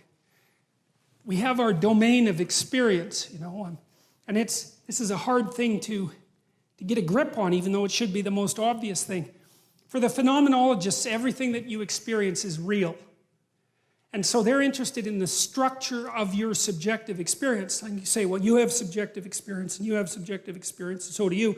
And there's commonalities across all of those. Like, for example, you're likely to experience the same set of emotions. You know, we've been able to identify canonical emotions and canonical motivations. And without that, we couldn't even communicate, because you wouldn't know what the other person was like. You'd have to explain infinitely. There's nothing you could take for granted, but you can.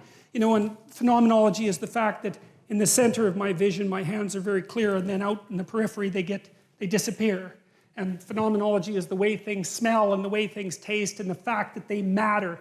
And so you could say in some sense that phenomenology is the study of what matters rather than matter. And it's a given from the phenomenological perspective that things have meaning.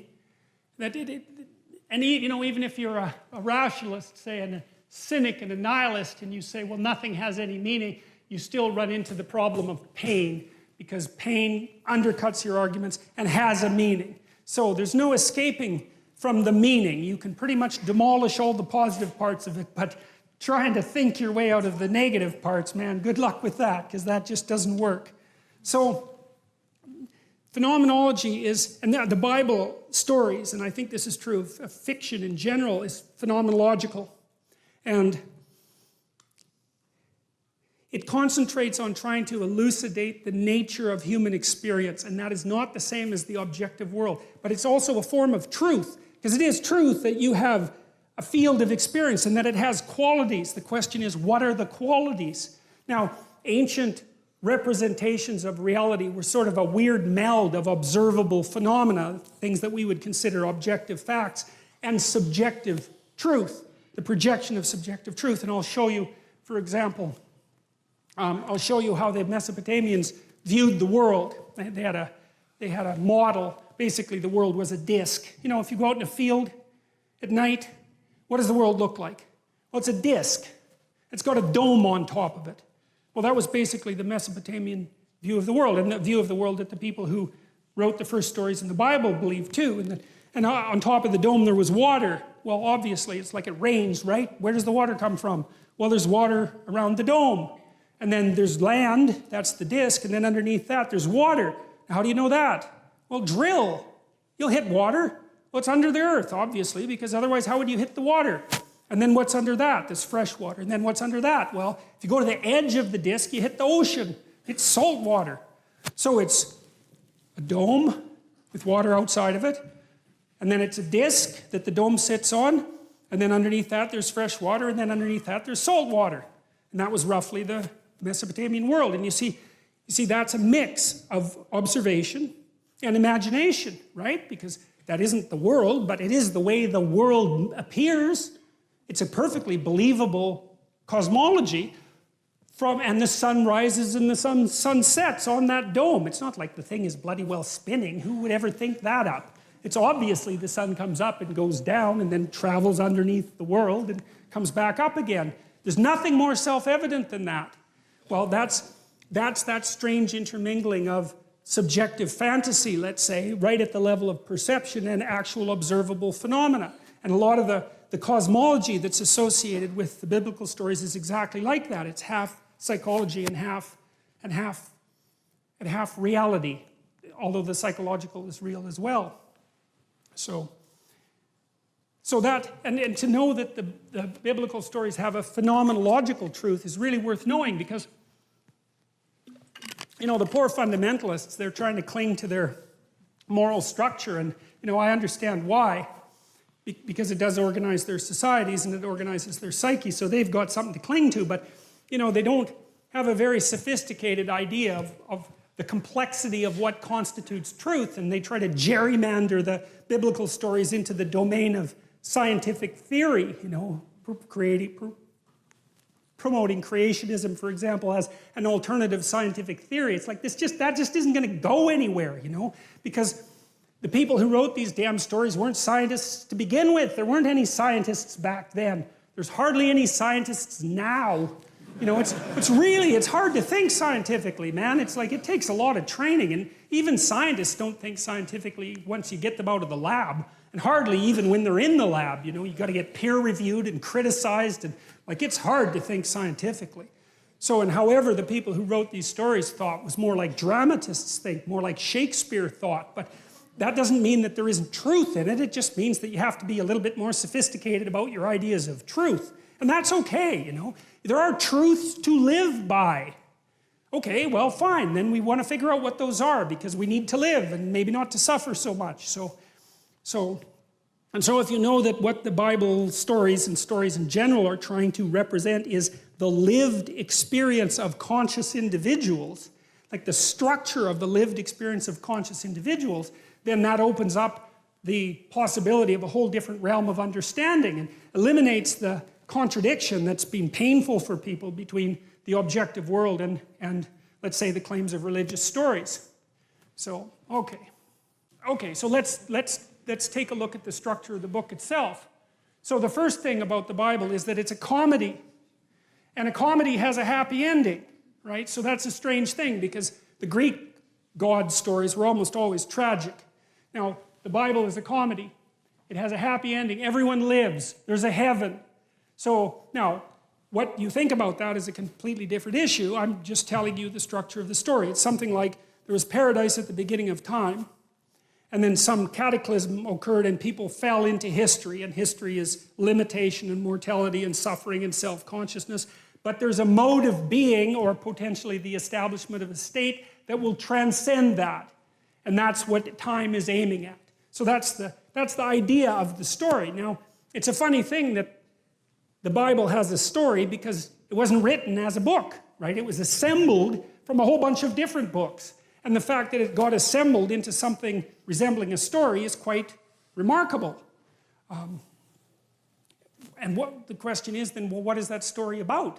And how did it come up as a story? And then I suppose as well, is there anything to it? It constitutes a dramatic record of self-realization or abstraction. We already mentioned that. It's like the idea, for example, of the formulation of the, let's say, the image of God is an abstraction. That's how we're going to handle it to begin with.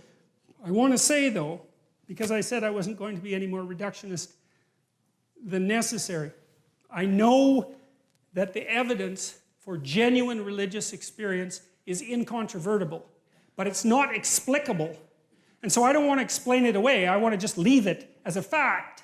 And then I want to pull back from that and say, okay, well, we'll leave that as a fact and a mystery, but we'll look at this, we're going to look at this from a rational perspective and say that the initial formulation of the idea of God was an attempt to abstract out the ideal and to consider it as an abstraction outside its instantiation.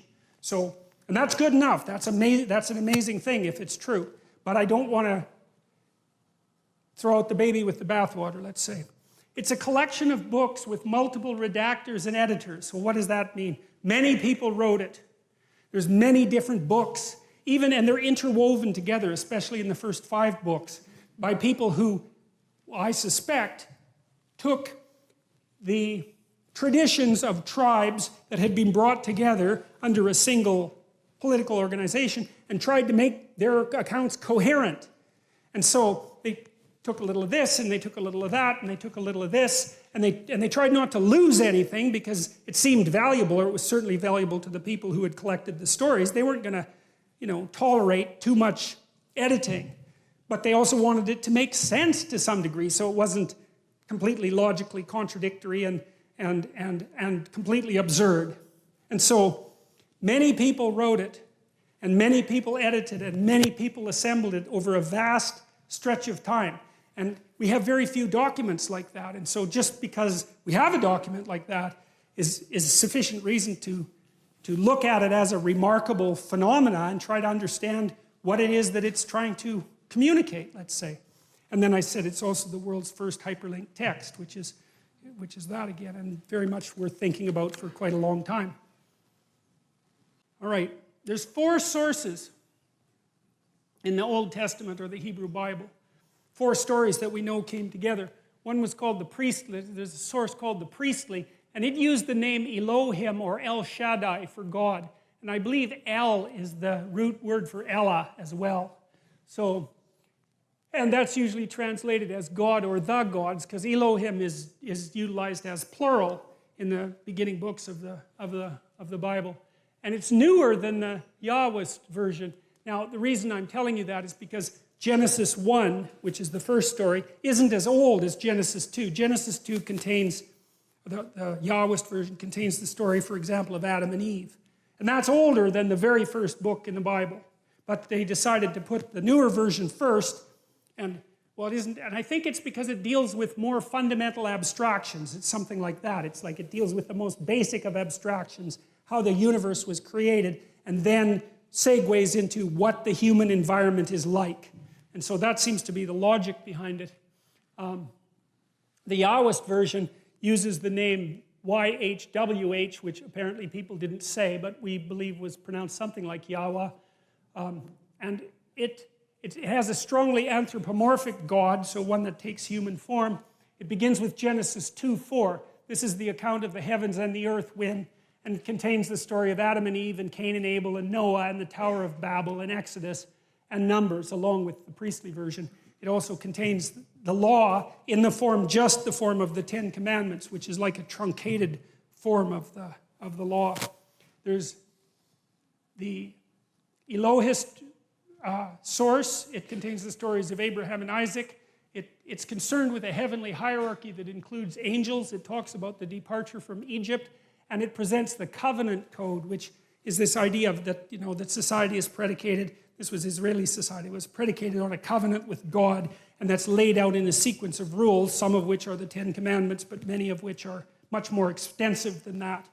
And then the final one is the Deuteronomist code, and it contains the bulk of the law and what's called the Deuteronomic history, and it's independent of Genesis, Exodus, Leviticus, and Numbers. And so we know that at least now there's debate about this like there is about everything, so I'm brushing over a very large area of scholarship, but people generally assume that there were multiple authors over multiple periods of time, and the way they've concluded that is by looking at textual analysis, trying to see where there are chunks of the stories that have the same kind of style or the same reference. And people argue about that because, obviously it's difficult to recreate something ancient, but that's the basic idea. So it is an amalgam of viewpoints about these initial issues, and that's important to know. So it's like a collective story.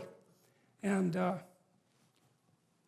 okay, now to understand the first part of Genesis, I'm going to turn, strangely enough, to something that's actually part of the New Testament, and this is a central element of Christianity. And it's a very strange idea, and it's going to take a very long time to unpack, but the idea, this is what John said about Christ. He said, in the beginning was the Word, and so that relates back to Genesis 1. In the beginning was the Word, and the Word was with God, and the Word was God.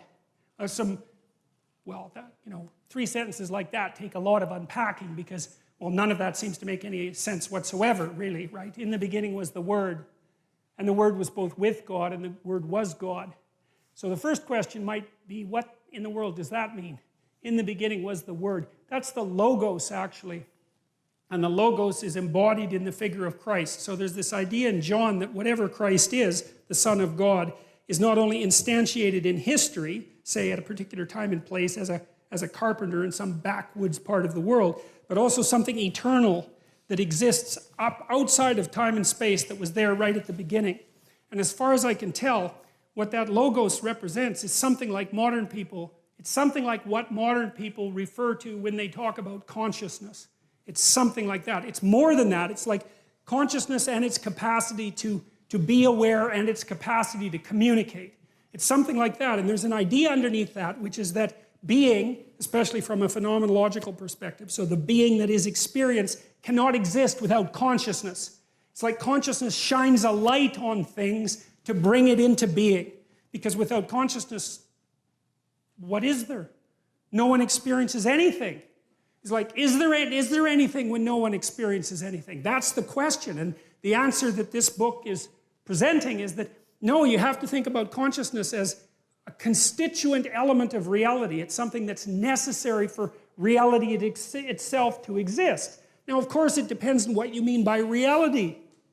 But the reality that's being referred to here, I told you already, is this strange amalgam of the subjective experience and the world. But the question is deeper than that too, because it is by no means obvious what there is if there's no one to experience it. I mean, the whole notion of time itself seems to collapse, at least in terms of something like felt duration. And the notion of size disappears essentially because there's nothing to scale it. And the causality seems to vanish. And so, and we don't understand consciousness, not in the least.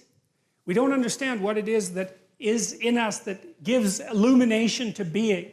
And what happens in the Old Testament, at least in part, is that that consciousness is associated with the divine.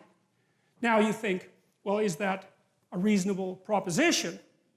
And that's a very complicated question. But at least we might note that there's something to the claim, because there is a miracle of experience and existence that's dependent on consciousness. I mean, people try to explain it away constantly, but it doesn't seem to work very well.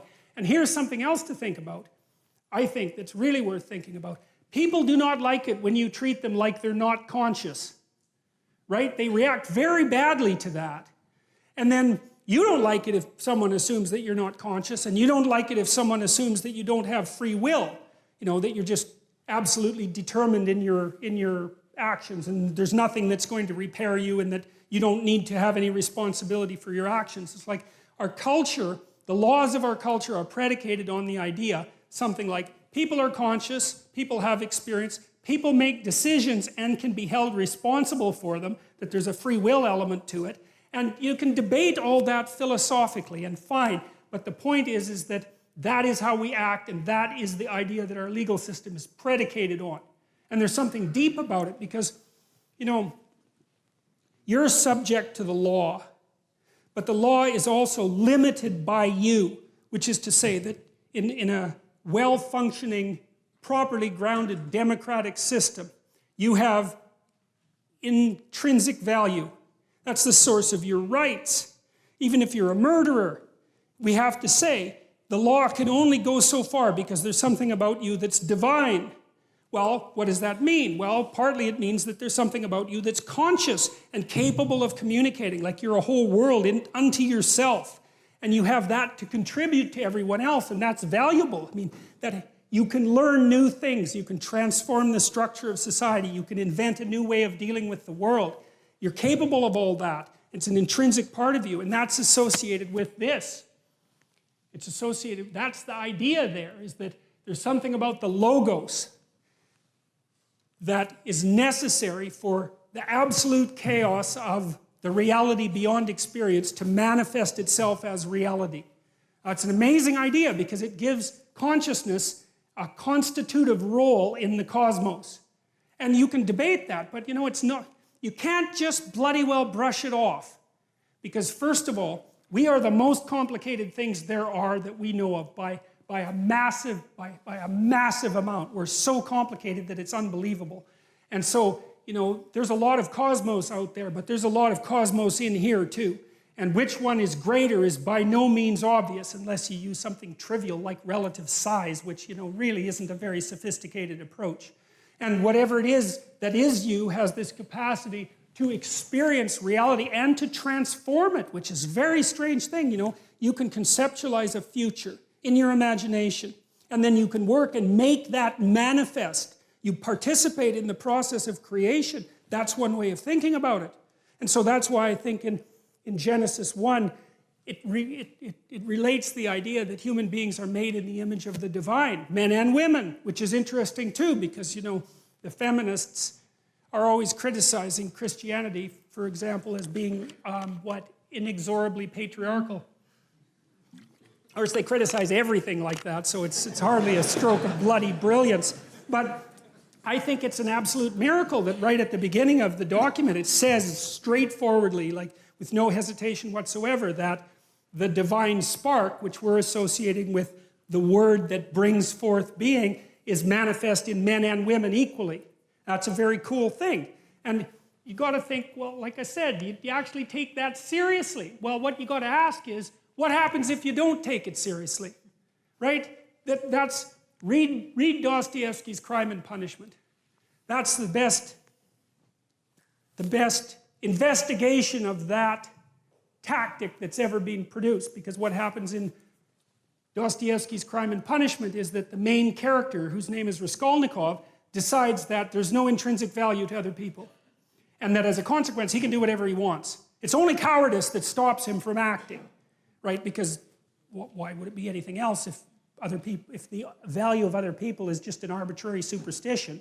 Then why can't I do exactly what I want when I want? Which is the psychopath's viewpoint. Well, so Raskolnikov does. He kills someone who's a very horrible person, and he has very good reasons for killing her. And he's half-starved and a little bit insane and possessed by this ideology. It's brilliant, brilliant layout. And he finds out something after he kills her, which is that the post-killing Raskolnikov and the pre-killing Raskolnikov are not the same person even a little bit. Because he's broken a rule, like he's broken a serious rule, and there's no going back. And Crime and Punishment is the best investigation I know of what happens if you take the notion that there's nothing divine about the individual seriously. Now, you know, most of the people I know who are deeply atheistic, and I understand why they're deeply atheistic, they haven't contended with people like Dostoevsky, not as far as I can tell. Because I don't see logical flaws in Crime and Punishment. I think he got the psychology exactly right. And Dostoevsky's amazing for this, because in one of his books, The Devils, for example, he describes a political scenario that's not much different than the one we find ourselves in now. And there are these people who are possessed by rationalistic, utopian, atheistic ideas. And they're very powerful. They give rise to the communist revolution, right? I mean, they're powerful ideas. And his character, Stavrogan, also acts out the presupposition that human beings have no intrinsic nature and no intrinsic value.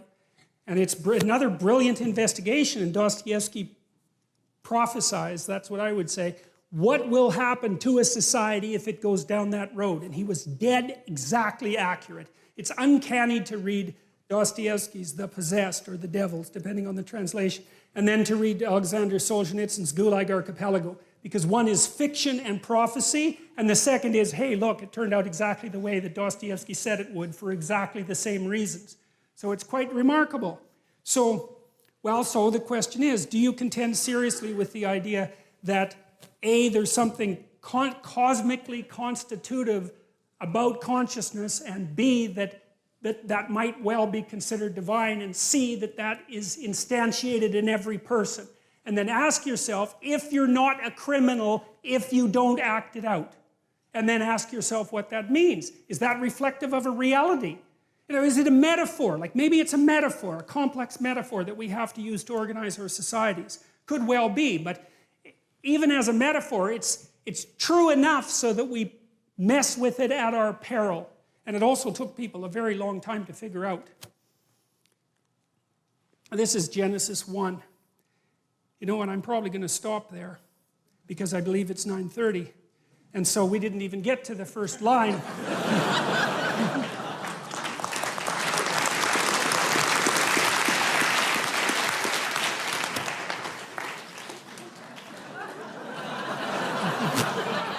Yeah.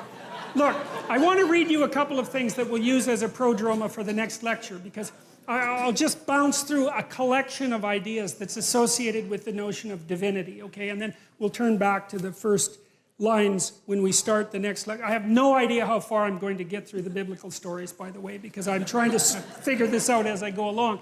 Okay, so, you know, there's an idea in Christianity that the image of God is a trinity, right? There's the Father, there's the element of the Father, there's the element of the Son, and there's the element of the Holy Spirit. And it's something like tradition, the spirit of tradition. It's something like the human being as the newest incarnation of that tradition, like the living incarnation of that tradition. And then it's something like the spirit in people that makes relationship with this and this possible, the spirit in individuals. And so I'm going to bounce my way quickly through some of the classical metaphorical attributes of God so that we kind of have a cloud of notions about what we're talking about when we return to Genesis 1 and talk about the God who spoke chaos into being. So there's a fatherly aspect. So here's what God as a father is like. You can enter into a covenant with it, so you can make a bargain with it. Now you think about that, money is like that. Because money is a bargain you make with the future, right? And so we've structured our world so that you can negotiate with the future. And I don't think that we would have got to the point where we could do that without having this idea to begin with. You can act as if the future is a reality. There's a spirit of tradition that enables you to act as if the future is something that can be bargained with. That's why you make sacrifices, right? And the sacrifices were acted out for a very long period of time, and now they're psychological. We know that you can sacrifice something valuable in the present and expect that you're negotiating with something that represents the transcendent future. And that's an amazing human discovery. Like no other creature can do that, to act as if the future is real. To note that you can bargain with reality itself and that you can do it successfully. It's unbelievable. It responds to sacrifice. It answers prayers. I'm not saying that any of this is true, by the way. I'm just saying what the cloud of ideas represents. It punishes and rewards. It judges and forgives. It's not nature. You see, one of the things that's weird about the Judeo-Christian tradition is that God and nature are not the same thing at all. Whatever God is, partially manifest in this logos, is something that stands outside of nature. And I think that's something like consciousness as abstracted from the natural world. So it built Eden for mankind and then banished us for disobedience. It's too powerful to be touched. It granted free will. Distance from it is hell. Distance from it is death. It reveals itself in dogma and in mystical experience, and it's the law. So that's sort of like the fatherly aspect. And then the son-like aspect, it speaks chaos into order. It slays dragons and feeds people with the remains. It finds gold. It rescues virgins. It's the body and blood of Christ. It's a tragic victim and scapegoat and eternally triumphant redeemer simultaneously. It cares for the outcast. It dies and is reborn. It's the king of kings and hero of heroes. It's not the state, but is both the fulfillment and critic of the state. It dwells in the perfect house. It is aiming at paradise or heaven. It can rescue from hell. It cares for the outcast. It's the foundation stone and the cornerstone that was rejected, and it's the spirit of the law. And then it's spirit-like. It's akin to the human soul. It's the prophetic voice. It's the still small voice of conscience. It's the spoken truth. It's called forth by music. It is the enemy of deceit, arrogance, and resentment. It's the water of life. It burns without consuming, and it's a blinding light. Okay, so that's a very well-developed set of poetic metaphors, essentially, right? So these are all, what would you say, glimpses of the transcendent ideal. That's the right way of thinking about it. They're glimpses of the transcendent ideal. And all of them have a specific meaning. And, well, in part, what we're going to do is go over that meaning as we continue with this series. And so what we've got now is a brief description, at least, of what this is. In the beginning, God created the heavens and the earth. We know it's associated with the Logos in this sequence of stories. We know it's associated with the Word and with consciousness. And we know that it's associated with whatever God is. And then I laid out the metaphoric landscape that at least in part describes God. And so now we have some sense of the being that does this, creates the heavens and the earth. The earth was without form and void. That's that chaotic state of intermingled confusion. And darkness was over the face of the deep. And the Spirit of God was hovering over the face of the waters. And God said, "Let there be light." And there was light. And so we'll stop with that, because now we're ready to take a tentative step into the very first part of this book. And it's important to have your conceptual framework properly organized so that you can appreciate where it's going and what it might possibly mean. And so, well, I've done what I can today to, what would you say, elaborate on this single word, I suppose. And but it's a big word, you know, so it's not so unreasonable that it takes a long time to get to the point where you have any sense of what it means at all. All right. That is nowhere near, that is not, I thought I would get a lot farther than that. All right. So thank you very much.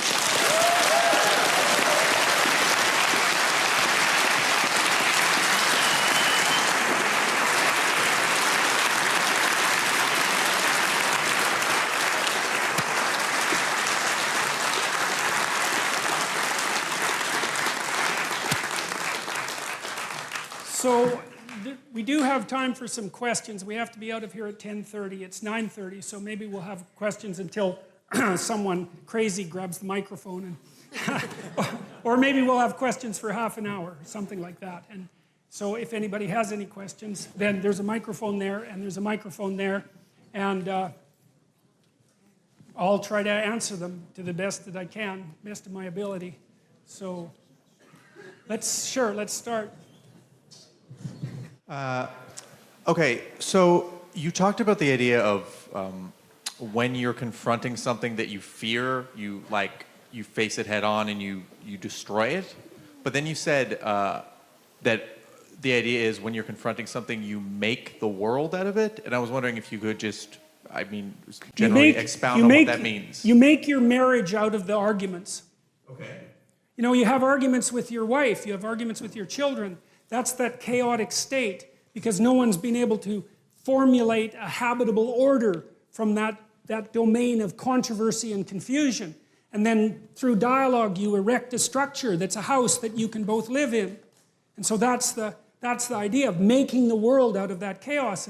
And it's frightening because, you know, if you're really, and this is why people often avoid having disputes with people they love, because it's frightening, right? You find out what the person's like, and you find out what you're like. It's like, God, who wants to do that? Nobody. And so, you know, your heart rate goes up, and it's confrontation and conflict. And that's because you're encountering that domain that hasn't been properly mapped or configured. And you're doing that with your predator detection systems, essentially. And so that chaos that threatens the stability, say, of the marriage is equivalent to, well, it's equivalent to the serpent in the tree. That's one form of equivalence. And then by dialogue, through dialogue and negotiation, you formulate the problem. What exactly is going on here? Where exactly are we? What exactly is the problem? And so you keep talking until you reach a consensus about that, one that you can live with, one that you can act out. Right? And then maybe you come up with a solution to the problem, and you've established peace again. And peace, that's the house that you can both live in.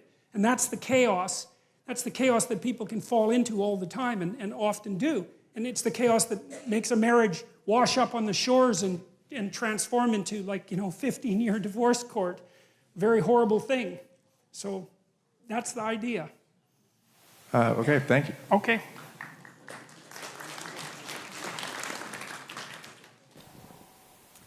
Hi, Dr. Peterson. Thank you so much for the talk, and thanks for your teachings. It's really helped me a lot. I had an experience in grad school, 2 English degrees, and the way you described the humanities in my experience helped me understand my experience back then. So thank you. So That's too bad. That's too bad that happens to be the case. Really, like that, it's really not good. But you don't have to tell me that. yeah. So, but I survived, and I learned a lot. And I'm not, ungrateful for my experience. I've learned a lot. But you said something, you described the Bible, the collection of stories in the Bible, in an interesting way, and I wonder if it was on purpose. You described it as created by an assembly of stories created by many people over time that's hyperlinked into itself. And it sounds a lot like how a description of the internet and how that works. Yeah, well, it's not accidental. I mean, because the internet's also a collective endeavor. God only knows what personality it's going to manifest, but it's going to manifest some personality because it's learning to understand us very, very rapidly. So I think there's no reason not to think about it as a precursor. I mean, the distance between the Bible and the internet is a lot less than the distance between a chimpanzee and a human being. So, and the difference between a book and the internet is, it's in some sense, it's a matter of degree rather than kind. So if the internet is going to, manifest a personality one day, and then that personality gets embodied, what would separate? It sounds like you're talking about consciousness. I can't speculate, because God only knows what's going to happen in the next 20 years. I certainly don't. And so I don't know what the preconditions are for consciousness. I have no idea, and I don't think anybody knows. So I guess we're going to find out. So, yep. Yep.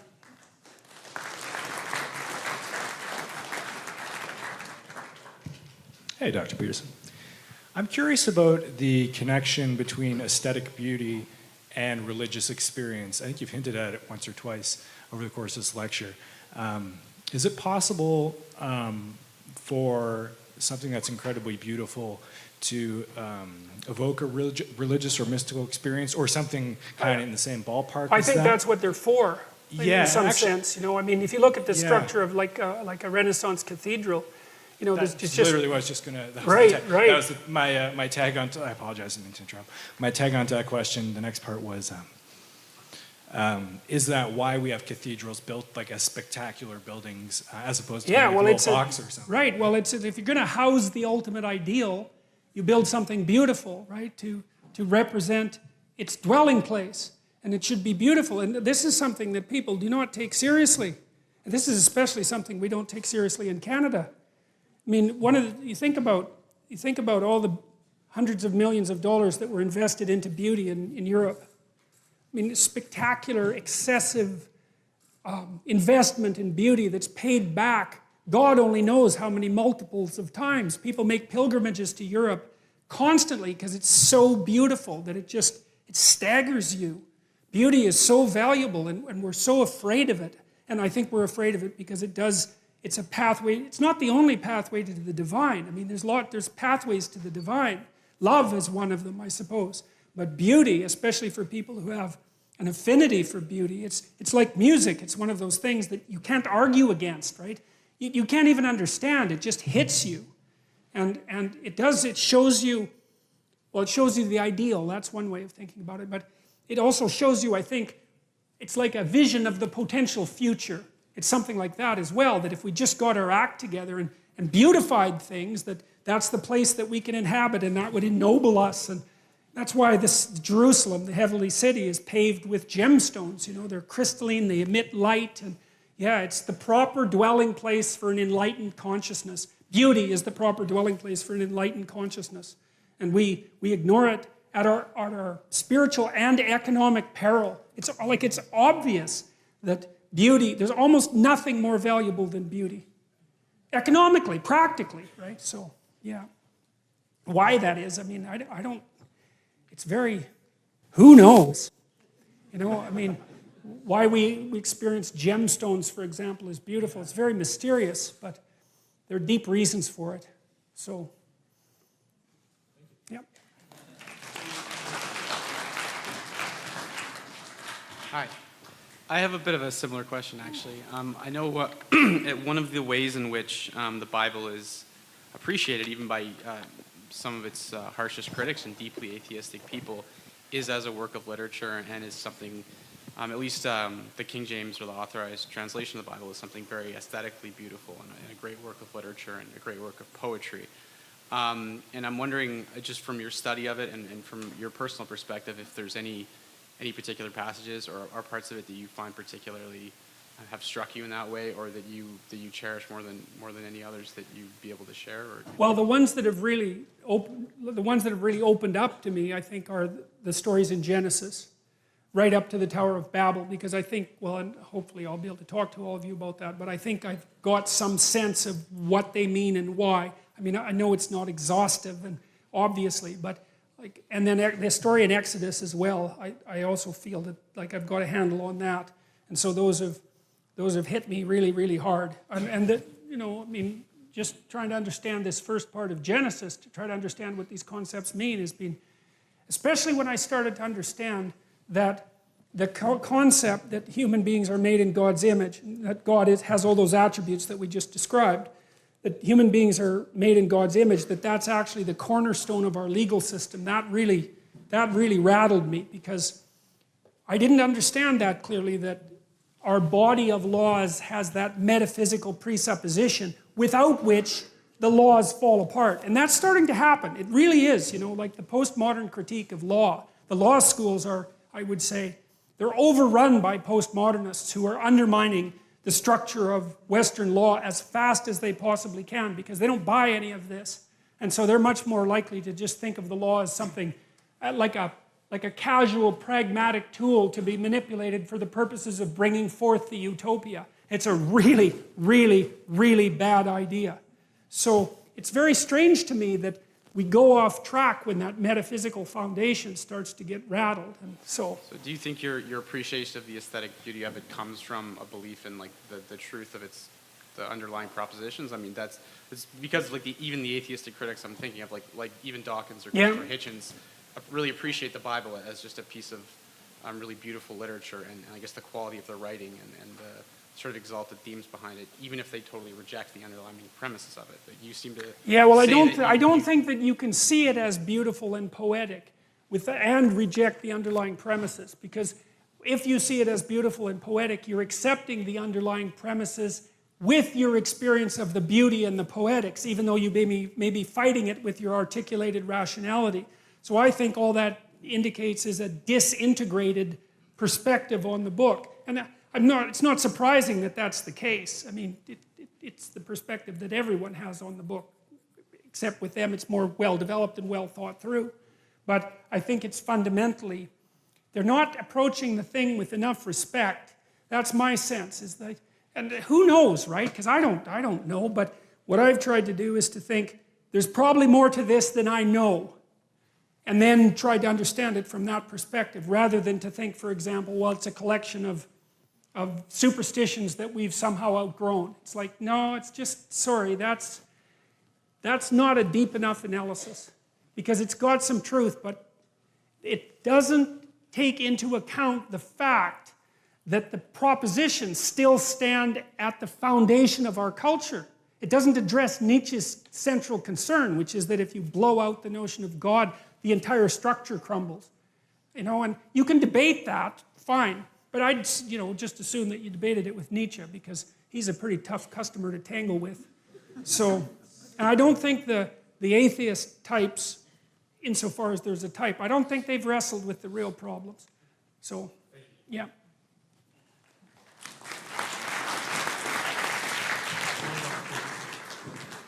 So I appreciate you set out some ground rules, keep things rational, and I think that's going to help us. What I'm wondering is, So for instance, you had said elsewhere, the New Testament, from what you can see, it's psychologically correct.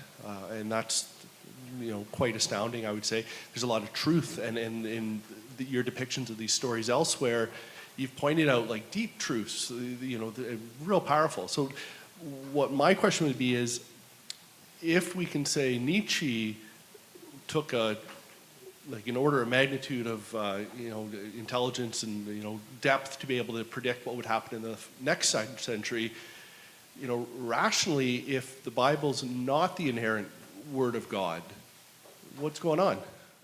That's a good question. That's a really good question. I mean, I'm going to try to answer that rationally, but as we move forward. But as I said, I don't want to leave people with the notion, because in some ways, this is something I've thought about. What I've been thinking about for a long time is I can't tell if I'm like an advocate of the religious viewpoint or its worst possible critic, because I am doing my best to make it rational, and there's a reductionistic element to that. But I think that I'm doing that while also leaving the door open to things that I don't understand, because I know that there's more to this story than I understand or can understand. And I'm laying out what I can understand, and I'm making it rational. But I do not believe for an instant that exhausts the realm. It's like there are ways of interpreting these stories that work in the conceptual universe we inhabit right now. But there's a lot of things that we don't understand. And one thing I've found about digging into these stories is that the deeper you dig, the more you find.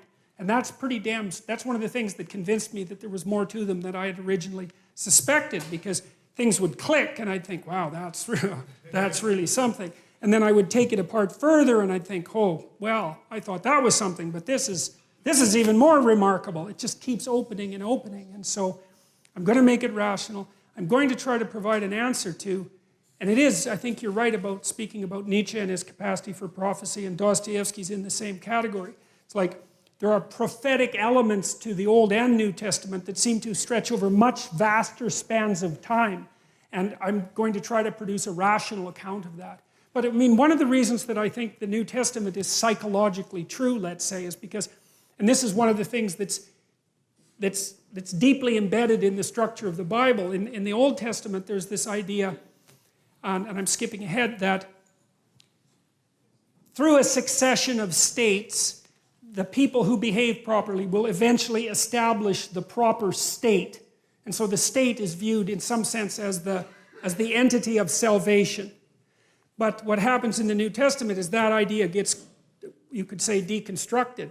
And instead of a state being the place of redemption, a state of being becomes the state of redemption. And so the idea that human beings will be redeemed moves from the utopian state vision to the responsibility of the individual. And I think that's correct. I mean, I believe that that's the right answer.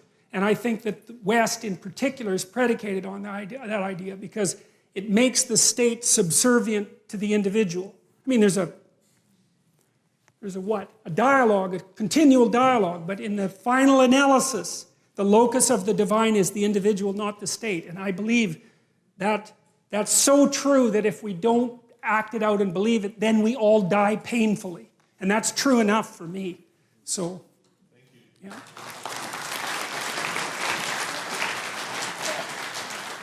Thank you for illuminating talk. I'm going to keep you on the creation story, and if you don't mind, because we know there's editing that was done, there was the purpose for the editing. Can you give us your thoughts about the difference in the story of creation, especially pertaining to man, from the first chapter, which is very godlike, by a word, and to the second one, which is more like a fatherly type of creation? Is it the selling point? What was the reason for this type of editing to put the two together, one after the other? Well, I think, the more cynical, what you call criticisms of the Bible and the religious tradition, criticisms like Marx's or Freud's even, for that matter, make the case that it's a manifestation of power in politics, and that there's always a political or economic motivation behind the construction of the stories.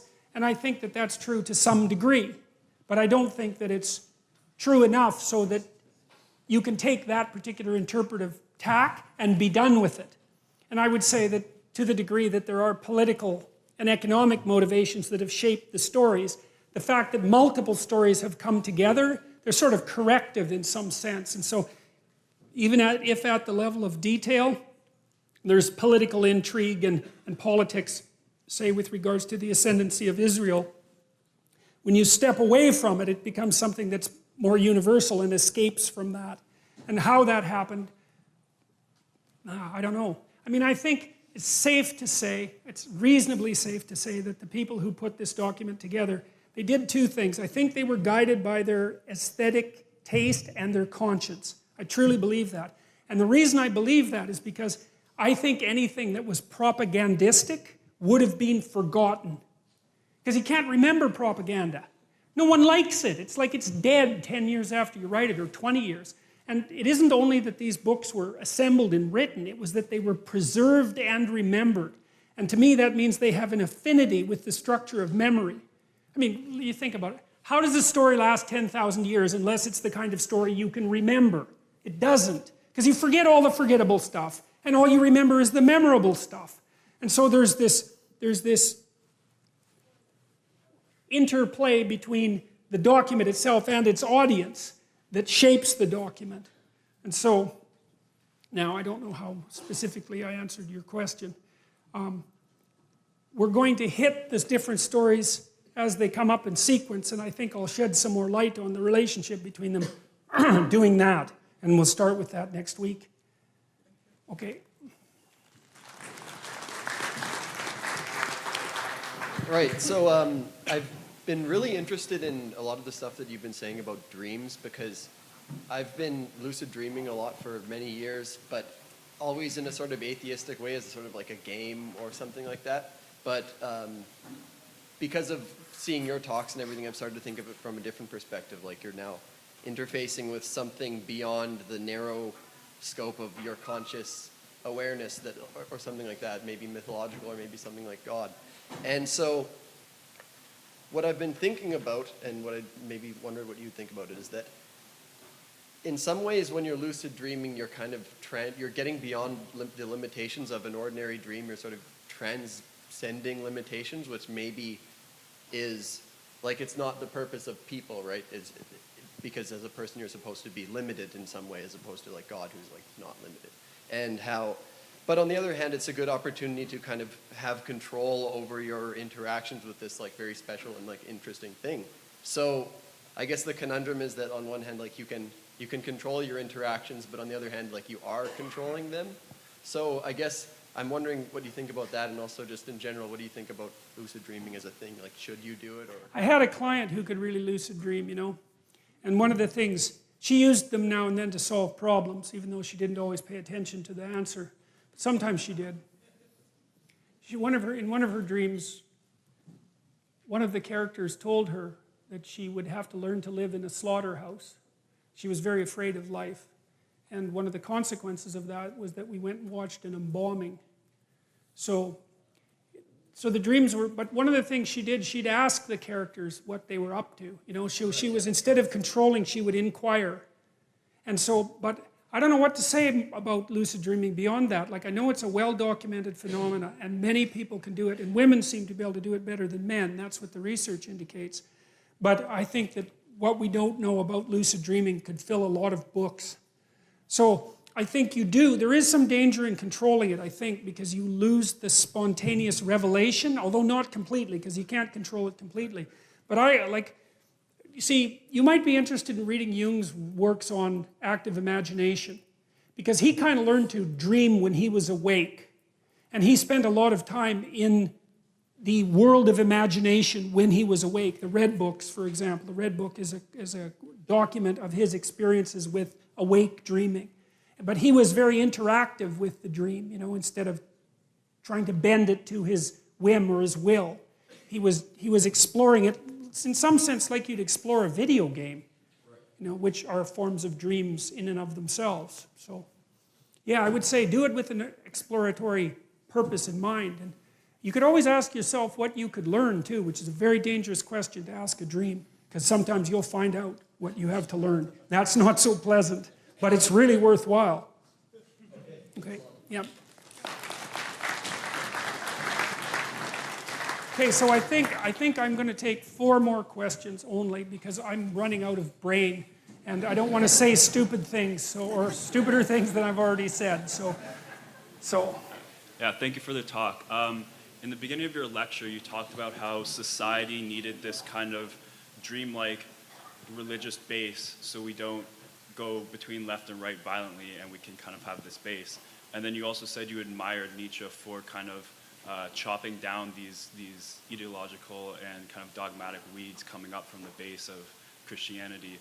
I was wondering what your thoughts are on how society can have this kind of religious base without having these kind of dangerous ideologies that can spring up once in a while. That's what I'm trying to figure out.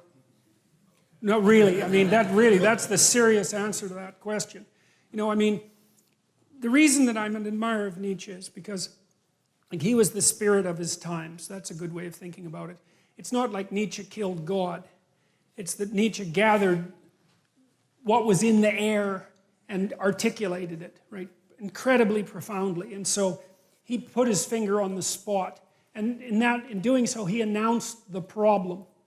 And once you announce the problem, then maybe you can come up with a solution, because you can't solve a problem unless you know what it is. And the fact that he made it so stark and so clear was horrifying in some sense, but at least we know where we stand.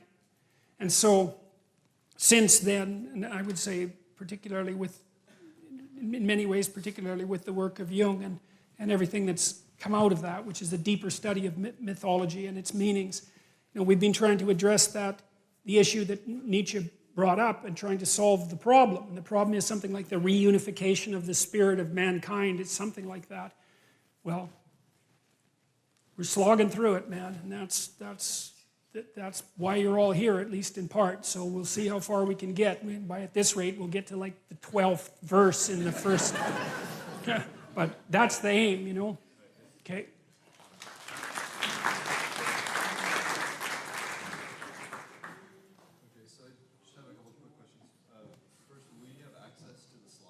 Yes, they'll be in the video. I could also make them available as slides. Yeah, well, that's okay. I'll return to this when we get going again. So. Also, the image of the hyperlink. Do the colors have any significance? Yeah, different colors represent the distance between the cross references. Yeah. Is the Holy Spirit the same as the Logos? Well, I'll talk about that more next time. I mean, I think that the best answer to that is I'll talk more about that next time. I mean, I think of them as overlapping metaphorical domains. You know, in the descriptions I put of the fatherly aspect, the son aspect, and the spirit aspect, you could swap a lot of those. You know, it's kind of arbitrary, but I think the Trinitarian idea is trying to get forward the notion that the locus of the divine it's the same thing in its essence, but it exists in a multiplicity. It exists as the spirit of tradition. It exists as the living individual in time and space, and then it exists as the spirit and as consciousness, something like that we all share. Which you know, Jung would have thought about that as something like the capacity for the individual to realize the tragedy and redemption of Christ in their individual life. And that's something like your capacity to voluntarily accept the tragic conditions of your existence and to move forward to something resembling paradise regardless of that. You know, as something that's intrinsic to you. And I think that's associated with the idea of the Pentecost and the Holy Spirit, all of that. So that's as good as I can do in a short period of time. So, thank you. Yeah.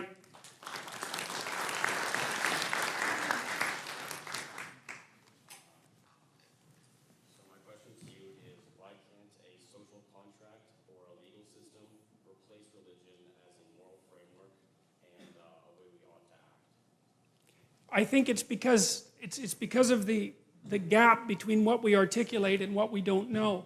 Something has to fill that gap. Like, I think the law could be could replace it if the law was total, but it isn't.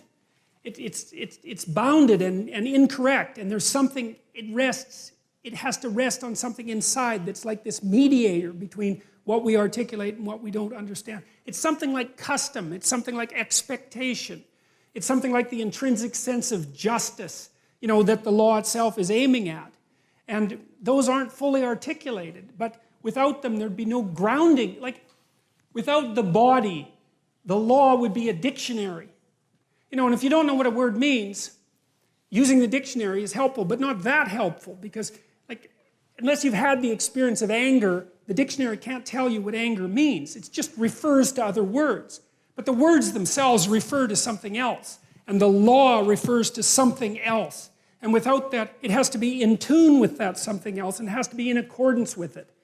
And so I don't think we can ever delineate the proper body of laws, and that's also why ideological utopias, see, the ideological utopias dispense with the transcendent.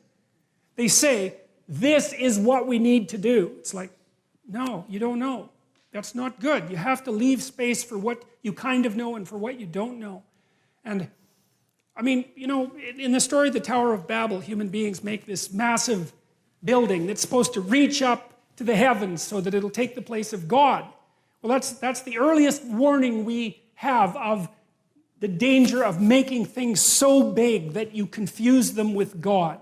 And God gets irritated and comes down and makes everybody speak different languages and scatters them. It's like, well, that's what happens when you try to make something a totality, is that it starts to fragment inside and disintegrates into catastrophe. And so it's almost as if we have to maintain this articulated space inside the dream, inside the custom, something like that, because otherwise it doesn't work. And I think that's the same as having respect for the fact that we have bodies. We're not just abstract creatures that follow rules. We're not that at all.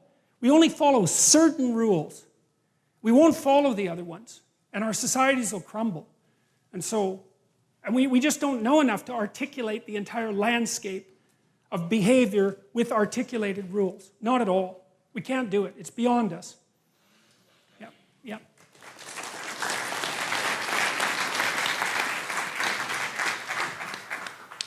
Hi, thanks for the talk. My question is also about dreams. You spoke about dreams as like a representation of truths and universal truths that can be interpreted into like myths and religion. And as you say, it's very beneficial for the individual, and it sounds like also for the society as well, because not everyone can as easily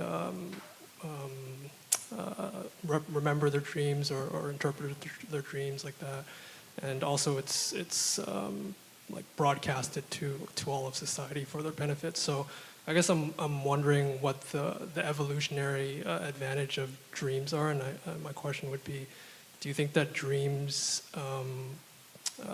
suggest some sort of evolutionary group selection, such that like groups that don't have these dreams that are represented into myths and religion, do you think they didn't survive as well? Okay, so I'm not going to answer the second part of that question, because I'd have to go too far off at a tangent for me to manage right now, but I can answer the first part. I mean, what happens when you're dreaming, there's a little switch, so to speak, in your brain that shuts off when you're dreaming, and it stops you from moving, right? It shuts everything off except your eyes, because if you're moving your eyes back and forth, you're not going to run around and get eaten by a lion. It's okay to move your eyes. But the rest of you is staying exactly where it is. Then you can run these simulations. And so what's happening at night, and this is a fairly well-accepted theory of dreaming. We know that dreams update memories and help consolidate memories. They also help you forget. But what seems to be happening at night is that you're running the underlying architecture of your cognitive ability in different simulations. And it's cost-free because you're paralyzed. You're not running around there out in the world investigating. So it's part of the manner in which your brain experiments with the way the world can be represented.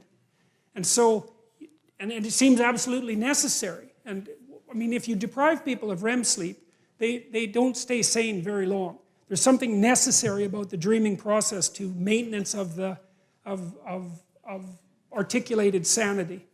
So You're doing some kind of organization at night when you descend into that chaos. And partly what seems to happen is that your categorical, your categories have boundaries, right? But sometimes you don't have the categories correct. And so the boundaries have to loosen and other things need to be put in the categories or some things shunted away. And in the dream, the category structure loosens, which is why dreams are so peculiar. But they're experimenting. It's your mind is experimenting with the underlying categorical structure of imagination and trying to update your mode of being in the world. Dreams often concentrate on things that provoke anxiety. So if you wake people up when they're dreaming, the most commonly reported emotion is anxiety. And so the dream is like the first stages of the attempt to contend with the unknown. And so the dream is half unknown and half known, which is also why it's so peculiar, because you kind of understand it, but you don't really. And it partakes of the unknown and of the known. And it's the bridge between the two, something like that. So.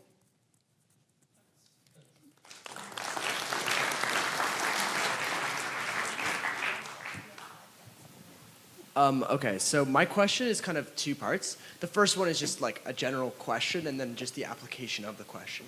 So my first question is, do you think that consciousness and beinghood are inextricably linked?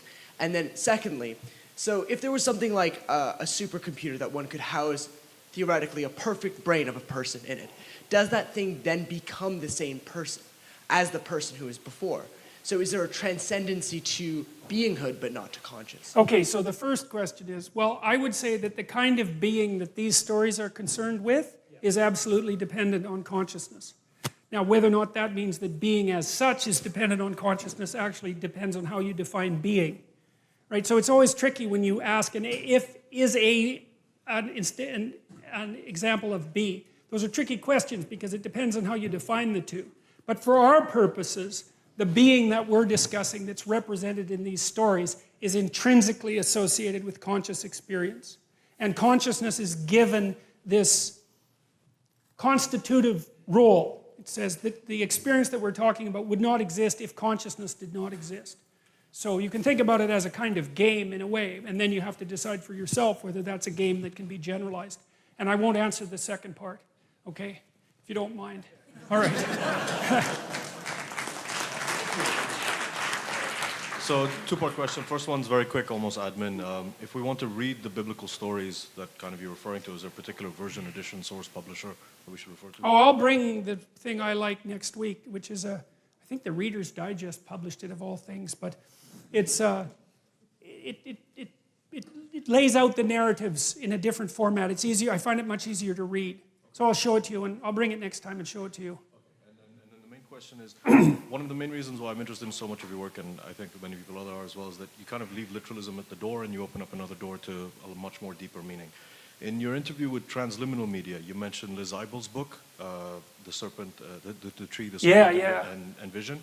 And you note that we as a species are very good at recognizing camouflage patterns of snakes, particularly in the lower field of vision. And you further note that visual acuity is correlated with that, and that it co-evolved. And you summarize thusly by saying the following, and I'm paraphrasing you. You say, what gives you vision? Snakes do. That's what it says in Genesis. What else gives you vision? Fruit. That's also right. That's why we have color vision. What makes you self-conscious if you're a man? Woman. That's Eve. And so I understand at the elementary level some of the concepts that you have about representations, dreams, abstractions, etc. But kind of raises the question for me, I'm not accusing you of any creationism or literalism. Yeah. What's your point? Why did you make that connection? What's the meaning of the story of Genesis vis-a-vis Liz Eibel's book? No problem. We're going to, as soon as I get past this first Genesis 1, we're gonna hit that hard. So well, partly. And are you at all suggesting that one foreshadowed, the discovery, the scientific discovery? Yes, I'm suggesting that it foreshadowed it. And I think they're the same thing. I mean, Isabel in her books plays with that idea metaphorically, but she never really takes it seriously, which is no problem. I mean, there's only so much you can take seriously, and she did a fine job of what she did. But I'll talk about that a lot, because that's a very complicated issue. I mean, I would say to begin with that the systems that you use to deal with radical uncertainty are the same systems that your primate ancestors evolved to deal with snakes. That's a good start. So, okay? Okay, one more, and then we're done. Good morning. I'm an aerospace science engineer and an expert computer programmer, and I have 3 rapid-fire questions, so I'm going to get through them quick. Based on your opinion of where the universities now stand in terms of humanities and social sciences, is mathematics more powerful than articulated speech? I'm not sure. I'm not exactly sure how the Does it first. make you more powerful to study mathematics and hard science in university? Oh, well, it depends on what you mean by power, I guess. I mean, obviously studying mathematics and computer science makes you insanely powerful. The question is, to what end? And I don't think that you can extract an answer to that from the study of mathematics. The humanities are there to ground people in proper citizenhood. That's a way of thinking about it. And so, yes, it makes you powerful, but then the question is, who has the power? Because it might not be you. It might be the mathematics, so to speak. You know, because you never know what you're an agent of, precisely. And so, yeah, well, look, I've got nothing against computer programmers. I mean, more power to you guys, and mathematicians as well, but... Mathematics would be a tool, not... Yes, and it has to be a tool. Right, it has to be a tool of something. And what the humanities were for was to tell people what the tools should be used for. And so the tools themselves are crazily powerful. But that's not necessarily, you know, an untrammeled good. So I have to stop because... One more, about art. Okay, quick.